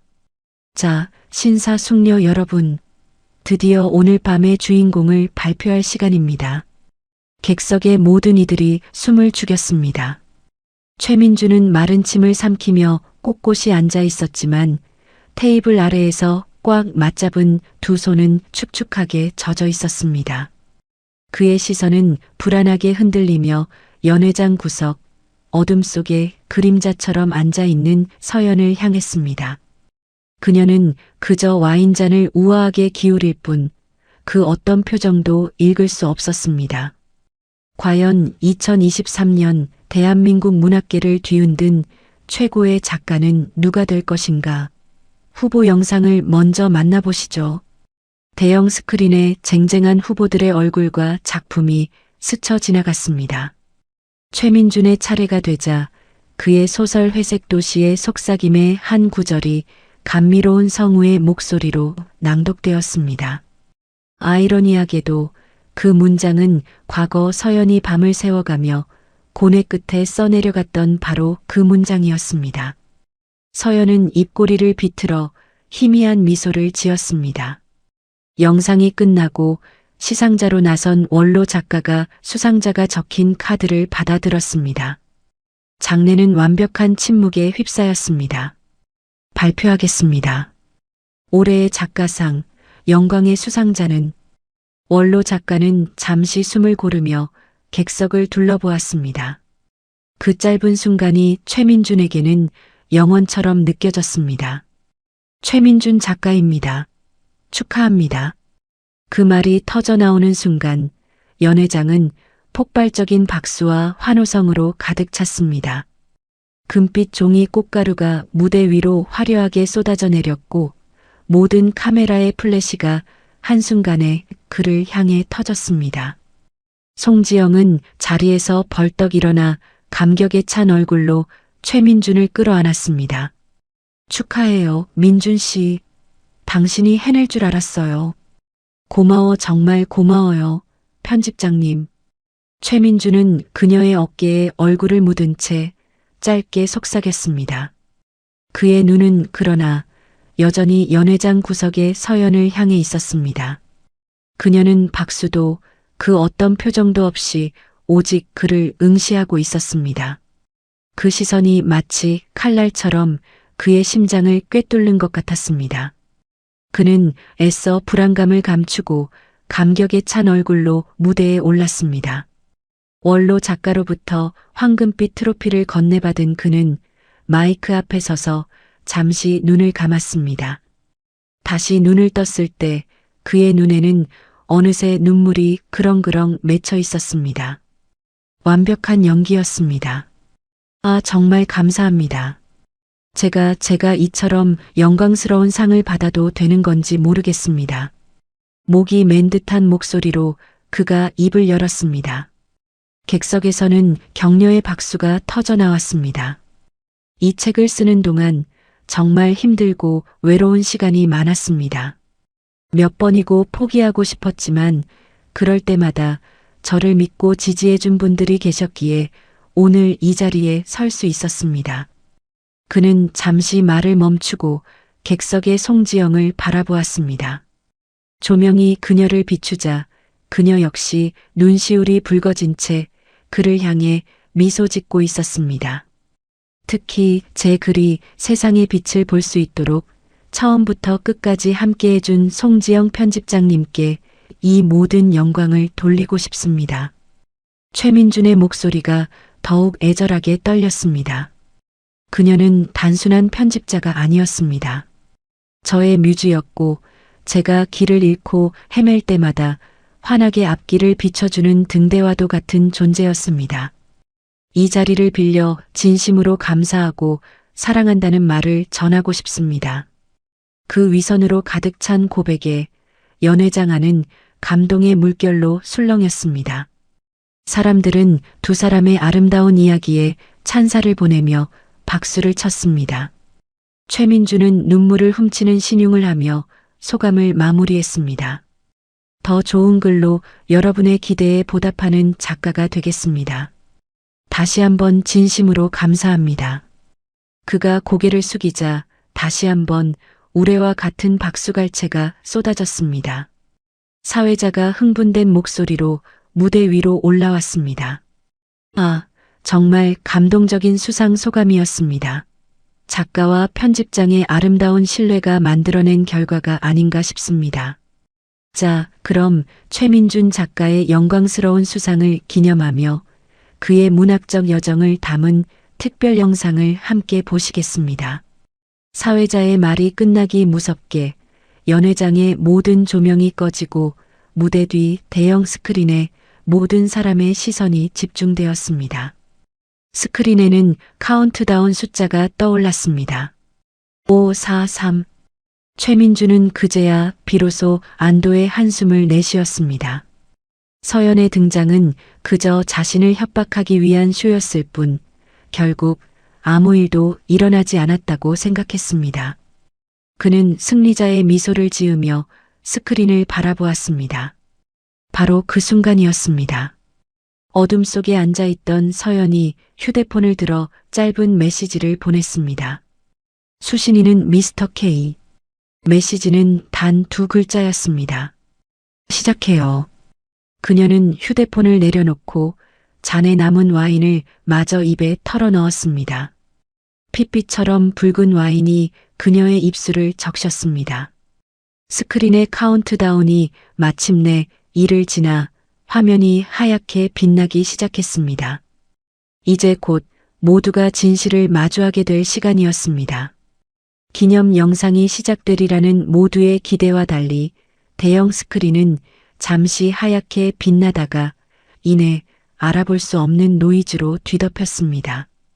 지지직 마이너스 신경을 긁는 날카로운 소음이 스피커를 통해 터져나오자 감동에 젖어있던 연회장 안이 순간 술렁이기 시작했어요. 뭐죠? 방송 사고인가요? 사회자가 당황한 목소리로 무대 뒤 기술팀을 향해 손짓했습니다. 최민준은 잠시 당황스러운 표정을 지었지만 대수롭지 않게 여기는 듯 객석을 향해 멋쩍은 미소를 지어 보였습니다. 하지만 그 미소는 오래가지 못했습니다. 노이즈가 거친 스크린에 나타난 것은 그의 화려한 업적을 기리는 영상이 아니었습니다. 모두에게 익숙한 초록색 메신저 대화창이 화면을 가득 채우고 있었습니다. 대화 상대의 이름은 내 사랑 지영과 민준 씨. 연회장 안의 모든 사람들이 숨을 죽였습니다. 저게 뭐야? 누군가의 나지막한 속삭임을 시작으로 웅성거리는 소리가 파도처럼 번져나갔어요. 그리고 스크린 위로 그들의 비밀스러운 대화가 한 줄 한 줄 떠오르기 시작했습니다. 멍청한 서연이. 아직도 내가 자기 글 봐주는 줄 알더라. 자기가 작가인 줄 아는 게 제일 웃기지 않아? 덕분에 원고는 내가 잘 쓰고 있어. 걱정 마. 오늘도 밤새워서 내 원고 고쳐준다고 하던데. 갸륵하기도 하지. 그 노력 전부 우리 성공의 밑거름이 될 테니 예뻐해줘. 말 잘 듣는 개처럼. 조롱과 기만으로 가득 찬 대화 내용이 스크린을 통해 생중계되자 연회장은 순식간에 얼어붙었습니다. 방금 전까지 최민준에게 쏟아지던 뜨거운 박수와 환호는 온데간데 없고 경악과 불신으로 가득 찬 침묵만이 무겁게 내려앉았습니다.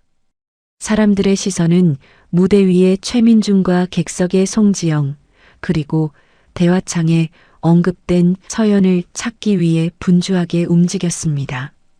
이게 뭐야? 당장 꺼. 저거 끄라고. 최민준이 무대 아래를 향해 미친 듯이 소리쳤습니다.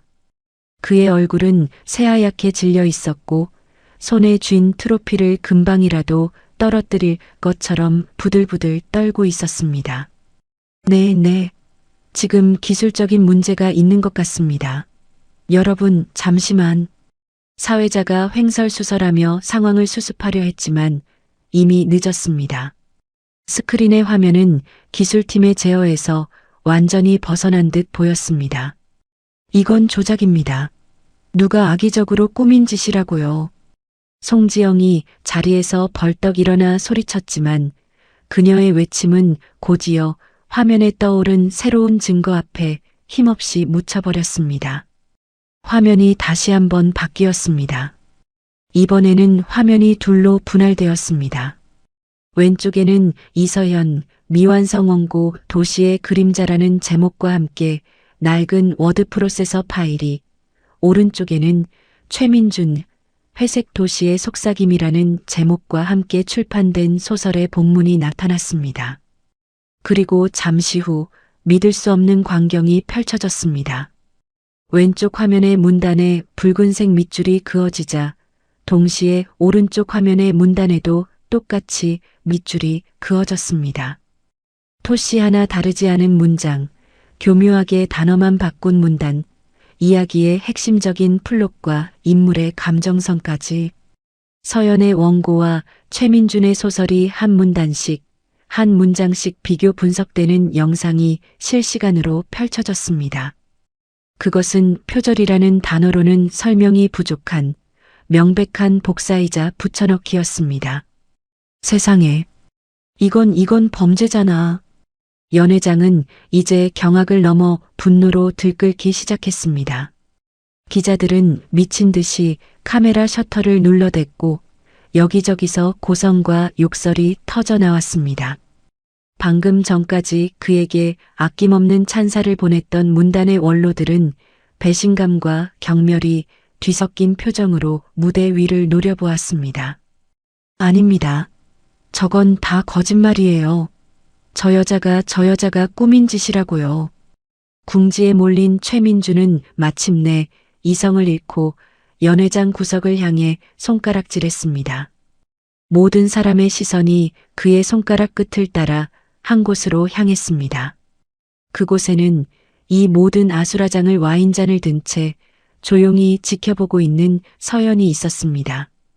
그녀는 천천히 자리에서 일어섰습니다. 쏟아지는 스포트라이트 속에서도 그녀의 얼굴에는 그 어떤 동요도 없었습니다. 오직 차가운 연민과 끝을 보았다는 희미한 미소만이 걸려있을 뿐이었습니다. 그녀는 마이크도 없이, 하지만 모든 소음을 잠재울 만큼 또렷한 목소리로 입을 열었습니다. 진실은 가끔 이렇게 아픈 법이죠. 그녀의 마지막 한마디는 최민준의 화려했던 성공 신화에 마침표를 찍는 사망 선고와도 같았습니다.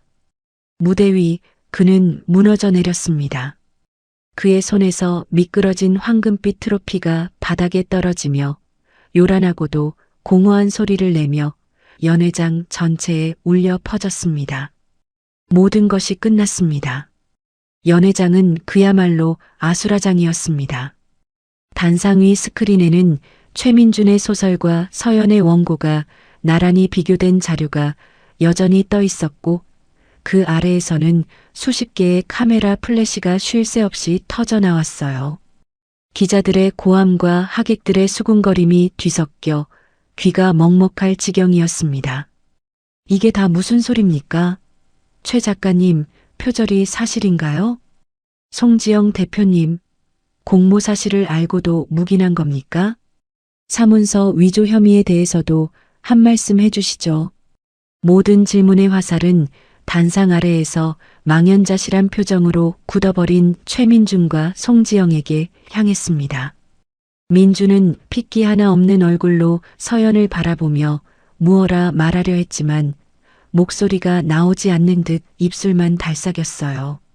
송지영은 애써 태연한 척 미소를 지으려 했지만 파르르 떨리는 턱은 감추지 못했습니다. 그 모든 혼돈의 중심에서 서연은 놀랍도록 평온했습니다. 그녀는 자신을 붙잡으려는 민준의 처절한 눈빛을 차갑게 외면했어요. 그 눈빛 속에는 후회나 미안함이 아닌 모든 것을 잃게 된 자의 원망만이 가득했으니까요. 서연아, 제발 이건 오해야. 내가 다 설명할게. 민준이 겨우 쥐어짜낸 목소리로 그녀의 팔을 붙잡으려 했을 때 곁에 서 있던 박진우 변호사가 단호하게 그의 앞을 막아섰습니다. 이제 그만하시죠. 더는 서연 씨한테 손대지 마세요. 당신이 뭔데 끼어들어. 이건 우리 부부 사이의 일이라고. 부부요? 자기 아내의 영혼을 훔치고 돌아가신 장모님의 유산까지 가로챈 사람도 남편이라고 할 수 있나요? 변호사의 서늘한 일침에 민주는 할 말을 잃고 말았습니다. 바로 그때였습니다. 연회장 뒤쪽 출입문이 요란하게 열리며 제복을 입은 경찰관 6명이 일렬로 들어섰어요. 부산 해운대 경찰서입니다. 최민준 씨, 송지영 씨 계십니까? 우렁찬 목소리가 연회장 전체를 가득 채웠습니다. 순간 웅성거리던 소음이 싹 가라앉았어요. 모든 시선이 경찰관들에게로 향했습니다. 선두에 선 40대 중반의 형사가 수첩을 꺼내 들고 단상 쪽으로 걸어왔어요. 최민준 씨, 송지영 씨, 사문서 위조, 사기, 그리고 저작권법 위반 혐의로 긴급 체포합니다. 묵비권을 행사하실 수 있으며 형사의 차분하면서도 단호한 목소리가 미란다 원칙을 읊어내렸습니다. 민주는 그 자리에서 무릎이 꺾이는 듯 휘청거렸어요. 지영은 황급히 가방을 들고 도망치려 했지만 대기하고 있던 여경이 재빠르게 그녀의 팔을 붙잡았습니다. 나요. 이게 무슨 짓이에요? 영장도 없이 어떻게 사람을 체포해요? 지영이 날카롭게 소리쳤지만 형사는 침착하게 영장을 꺼내 보였습니다. 긴급 체포 영장입니다. 증거인멸 및 도주의 우려가 있어 발부받았습니다. 말도 안 돼. 이건 음모예요. 저 여자가 다 꾸민 거라고요. 지영은 서연을 손가락질하며 히스테리를 부렸습니다. 하지만 서연은 미동도 하지 않았어요. 그저 차갑게 그리고 담담하게 그 광경을 지켜볼 뿐이었습니다. 최민준 씨, 같이 가시죠. 형사가 민준의 팔을 잡았습니다. 민준은 저항도 하지 못한 채 고개를 떨군 채 끌려갔어요. 그의 손에서 황금빛 트로피가 미끄러져 떨어졌습니다.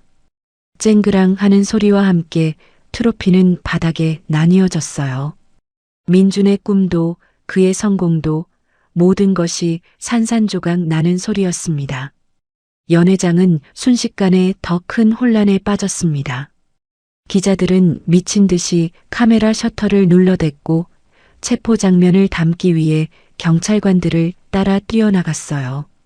문단의 원로들은 경악한 표정으로 서로를 바라보며 수군거렸습니다. 서연은 변호사와 함께 조용히 연회장을 빠져나왔습니다. 복도를 걸으며 그녀는 한 번도 뒤를 돌아보지 않았어요. 로비로 나오자 차가운 밤 공기가 그녀의 뺨을 스쳤습니다. 잘하셨습니다, 서연 씨. 이제 시작입니다. 박 변호사가 나지막이 말했습니다. 서연은 고개를 끄덕이며 하늘을 올려다보았어요. 별이 총총히 박힌 밤하늘이 유난히 맑았습니다. 석 달이 흘렀습니다. 부산지방법원 형사합의부 제3법정. 방청석은 기자들과 방청객들로 가득 찼어요. 최민준과 송지영의 재판은 연일 언론의 헤드라인을 장식했고 전 국민의 관심사가 되었습니다. 피고인 최민준, 송지영. 일어서십시오. 판사의 차분한 목소리가 울려 퍼졌습니다. 죄수복을 입은 민준과 지영이 천천히 자리에서 일어났어요. 두 사람 모두 몰라보게 초췌해진 모습이었습니다. 민준의 얼굴은 수척했고 지영의 눈가에는 다크서클이 짙게 내려앉아 있었어요. 판결을 선고하겠습니다. 판사가 판결문을 펼쳤습니다. 법정 안은 숨소리조차 들리지 않을 만큼 고요했어요. 피고인 최민준은 피해자 김서연의 인감도장을 절취하여 사문서를 위조하고 이를 행사하여 피해자 모친 명의의 부동산을 담보로 2억 원을 편취한 사실이 인정됩니다. 또한 피해자가 창작한 소설 원고를 무단으로 도용하여 자신의 저작물로 출판, 이를 통해 부당한 이익을 취한 저작권법 위반 사실이 명백합니다. 판사의 목소리는 냉정했습니다. 피고인 송지영은 최민준과 공모하여 위 범행에 가담하였으며 출판사 대표로서의 지위를 이용하여 표절 사실을 은폐하고 적극적으로 방조한 사실이 인정됩니다. 민주는 고개를 떨군 채 미동도 하지 않았습니다. 지영은 입술을 깨물며 눈물을 흘리고 있었어요. 피고인들의 범행은 계획적이고 지능적이며 피해자에게 회복하기 어려운 정신적, 경제적 피해를 입혔습니다. 특히 피해자와의 신뢰관계를 악용한 점에서 죄질이 매우 불량합니다. 판사가 잠시 숨을 고르고 이어서 말했습니다. 따라서 피고인 최민준에게 징역 4년을 선고합니다. 피고인 송지영에게 징역 3년을 선고합니다. 땅! 하는 의사봉 소리가 법정에 울려 퍼졌습니다. 민주는 그제야 무릎이 꺾이듯 휘청거렸어요. 법정 경위가 황급히 그를 부축했습니다. 지영은 그 자리에 주저앉아 소리내어 울기 시작했어요. 방청석 한쪽에 앉아있던 서연은 그 광경을 담담하게 지켜보았습니다. 옆에 앉은 박 변호사가 그녀의 손을 가볍게 두드렸어요. 끝났습니다. 서연 씨. 이제 정말 끝났어요. 서연은 고개를 끄덕였습니다. 하지만 그녀의 눈에서는 눈물이 흐르고 있었어요. 그것은 슬픔의 눈물도 기쁨의 눈물도 아니었습니다. 긴 터널을 지나 마침내 빛을 본 사람의 복잡하고도 뭉클한 감정의 눈물이었습니다. 법정을 나서며 서연은 창밖을 바라보았습니다. 부산 시내가 한눈에 내려다 보였어요. 햇살이 건물들 사이로 쏟아져 내리고 저 멀리 바다가 푸르게 빛나고 있었습니다. 변호사님, 네, 서연 씨. 고마웠어요. 정말로. 천만에요. 당연히 해야 할 일을 했을 뿐입니다. 두 사람은 법원 계단을 천천히 내려갔습니다. 계단 아래에서는 수십 명의 기자들이 대기하고 있었어요. 카메라 플래시가 일제히 터졌습니다. 김서연 씨, 한 말씀 해주시죠. 지금 기분이 어떠십니까? 앞으로 계획이 어떻게 되십니까? 질문이 쏟아졌지만 서연은 잠시 걸음을 멈추고 조용히 입을 열었습니다. 오늘 정의가 실현되었다고 믿습니다. 저는 이제 제 삶을 다시 시작하려고 합니다. 더 이상 과거에 머물지 않을 거예요. 그녀의 목소리는 차분하면서도 단단했습니다. 기자들은 다시 질문을 쏟아냈지만 서연은 더 이상 대답하지 않고 미소만 지어 보인 채 법원을 빠져나갔어요. 판결이 선고된 지 열흘이 지났습니다. 부산구치소 접견실. 차가운 형광등 불빛 아래 아크릴 유리판을 사이에 두고 최민준이 앉아 있었어요. 죄수복을 입은 그의 모습은 몇 달 전 시상식 무대 위에서 황금빛 트로피를 들고 환하게 웃던 그 사람과는 전혀 달랐습니다. 수척한 얼굴, 움푹 들어간 눈, 생기 없는 표정. 반대편 의자에 박진우 변호사가 앉았습니다. 그는 서류 가방에서 몇 장의 서류를 꺼내 민준 앞에 놓았어요. 최민준 씨, 김서연 씨께서 면담 요청을 거절하셨습니다. 대신 제가 왔습니다. 민준은 고개를 들지 못한 채 손으로 얼굴을 감쌌습니다. 어깨가 미세하게 떨리고 있었어요. 서연이를 만나고 싶었는데 그의 목소리는 쉰 듯 갈라져 있었습니다. 지금 와서 무슨 말을 하시려고요? 변호사의 목소리는 냉정했습니다. 미안하다고 정말 미안하다고 전해주세요. 내가 정말 나쁜 놈이었어요. 서연이한테 용서받을 자격도 없는 거 알아요. 하지만 민준의 눈에서 눈물이 주르르 흘러내렸습니다. 5년 동안 서연이가 얼마나 착하게 살았는지, 나를 얼마나 믿고 따랐는지 알아요. 그런데 나는 그걸 다 배신하고 짓밟았어요. 돈이 필요해서 성공하고 싶어서 그런 이유로 사람을 그렇게 대해도 되는 줄 알았어요. 그는 두 손으로 얼굴을 묶고 흐느끼기 시작했어요. 변호사는 아무 말 없이 그 모습을 지켜보았습니다. 지영이도 다 내 잘못이에요. 내가 먼저 유혹했고 내가 서연이 원고 훔치자고 했어요. 지영이는 그냥 날 좋아해서 따라온 거예요. 그래서요? 변호사의 차가운 질문에 민주는 고개를 들었어요. 눈물로 범벅이 된 얼굴이었습니다. 서연이한테 전해주세요. 내가 정말 잘못했다고. 평생 속죄하며 살겠다고. 그리고 행복하라고. 이제는 진짜 자기 인생 살라고요. 변호사는 잠시 그를 바라보다가 서류를 다시 가방에 넣으며 일어섰습니다. 전해드리겠습니다. 남은 형기 잘 마치시기 바랍니다. 민주는 고개를 깊이 숙였습니다. 변호사가 접견실 문을 나서는 순간 뒤에서 민준의 목매인 목소리가 들려왔어요. 서연아, 정말 미안해. 같은 시각 여자 구치소. 송지영 역시 접견실에 앉아 있었습니다. 그녀 앞에는 오랜만에 찾아온 어머니가 앉아 있었어요. 70대 노모는 딸의 모습을 보며 눈물을 흘리고 있었습니다. 엄마, 울지 마. 내가 잘못한 거니까. 지영의 목소리는 의외로 차분했습니다. 화려했던 메이크업도 세련된 옷차림도 없는 그녀는 그저 평범한 중년 여성일 뿐이었어요. 지영아, 어쩌다 이렇게 됐니? 넌 그런 애가 아니었는데. 내가 욕심이 많았어, 엄마. 민준 오빠 좋아하는 마음도 진짜였지만 솔직히 말하면 서연이가 부러웠어. 지영은 아크릴 유리판에 손을 대고 씁쓸하게 웃었어요. 서연이는 착하고 예쁘고 부모님도 재산 많고 난 아무것도 없었잖아.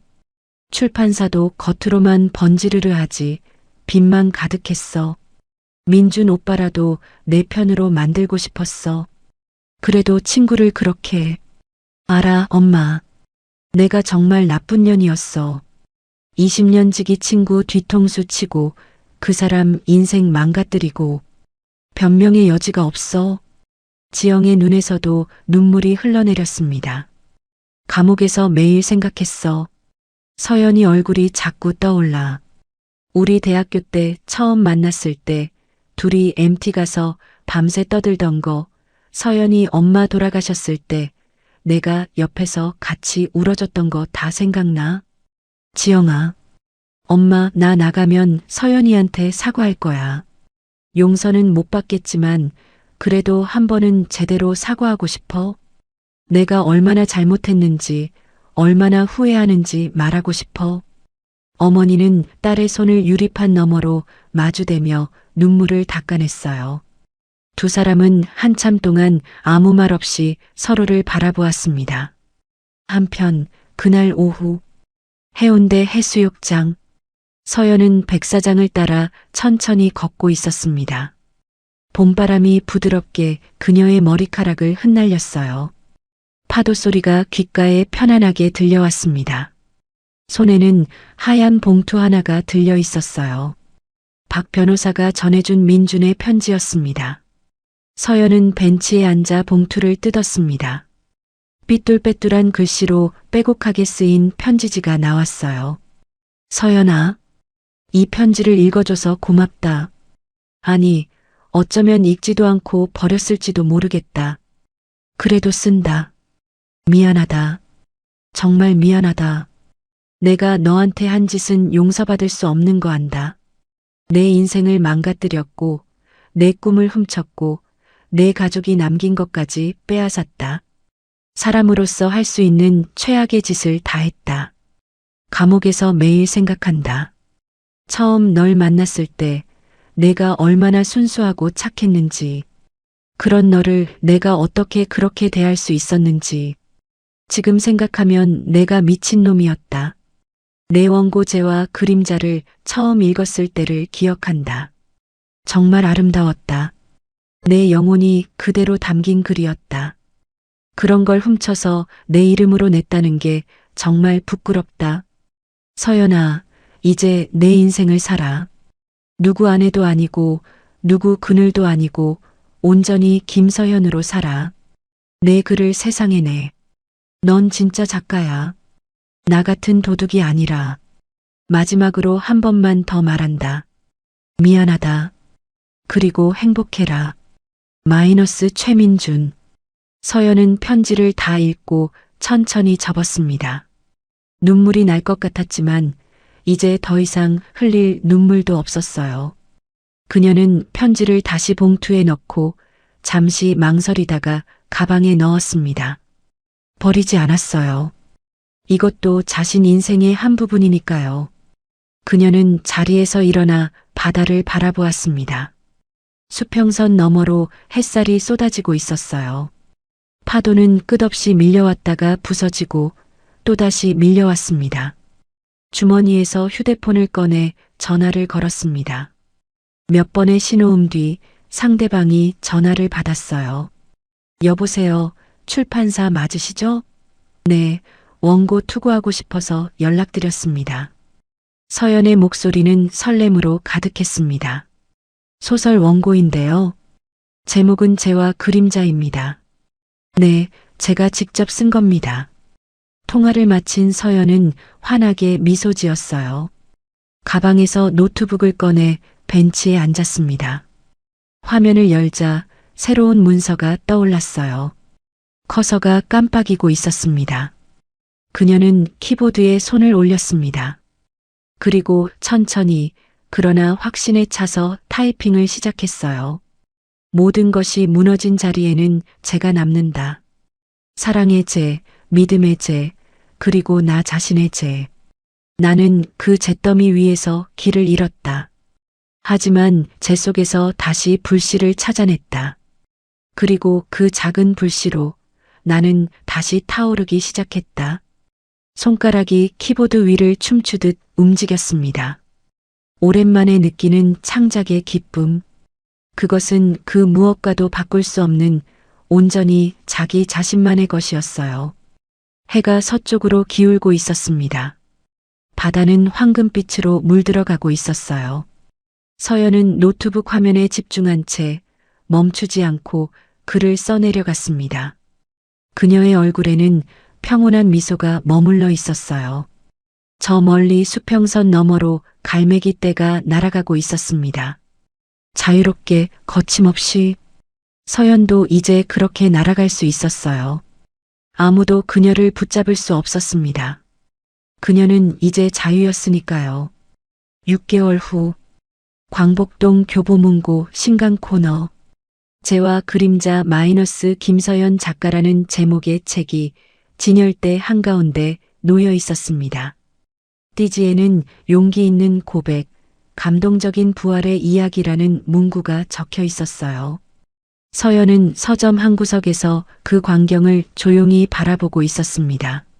한 중년 여성이 책을 집어들고 뒷표지를 읽더니 계산대로 향했어요. 또 다른 대학생으로 보이는 여자가 책을 펼쳐 첫 장을 읽기 시작했습니다. 작가님, 사인회 준비되었습니다. 서점 직원이 다가와 말했습니다. 서연은 고개를 끄덕이고 사인회 테이블로 향했어요. 이미 수십 명의 독자들이 줄을 서서 기다리고 있었습니다. 첫 번째 독자가 다가왔습니다. 20대 초반의 젊은 여성이었어요. 작가님, 정말 감동받았어요.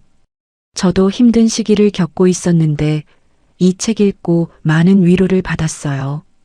고맙습니다. 제 이야기가 도움이 되었다니 기뻐요. 서연은 따뜻하게 미소 지으며 사인을 했습니다. 한 명 독자를 만나며 이야기를 나누는 시간. 그것은 작가로서 느낄 수 있는 가장 큰 행복이었어요. 사인회가 끝나고 서연은 서점을 나와 해질녘의 거리를 걸었습니다. 저녁 노을이 도시를 붉게 물들이고 있었어요. 그녀는 가방에서 어머니의 사진이 든 작은 로켓을 꺼내 들었습니다. 엄마 봤지? 딸이 해냈어. 이제 진짜 작가가 됐어. 그녀는 사진에 입을 맞추고 다시 가방에 넣었어요. 그리고 앞을 향해 천천히 걸어갔습니다. 모든 것을 잃었지만 결국 가장 소중한 것을 되찾았습니다. 자기 자신을, 그리고 자신의 꿈을. 김서연의 새로운 이야기는 이제 막 시작되고 있었습니다. 그 이야기의 끝이 어디일지는 아무도 몰랐어요. 하지만 한 가지는 확실했습니다. 이번에는 누구도 그녀의 이야기를 빼앗아갈 수 없다는 것. 석양 속을 걸어가는 서연의 뒷모습은 당당했고 그녀가 남긴 발자국은 선명했습니다. 새로운 시작을 향한 희망찬 발걸음이었어요. 우리 구독자님들, 오늘의 이야기 어떠셨나요? 사연 들어주셔서 감사드리고 재미난 사연 계속 들으실 수 있도록 구독, 좋아요, 알림 설정 버튼 꾹 눌러주시고 주변에 공유도 해주세요. 댓글도 남겨주시면 다음 사연 제작에 큰 힘이 됩니다. 오늘도 행복이 함께 하시길 소망하겠습니다.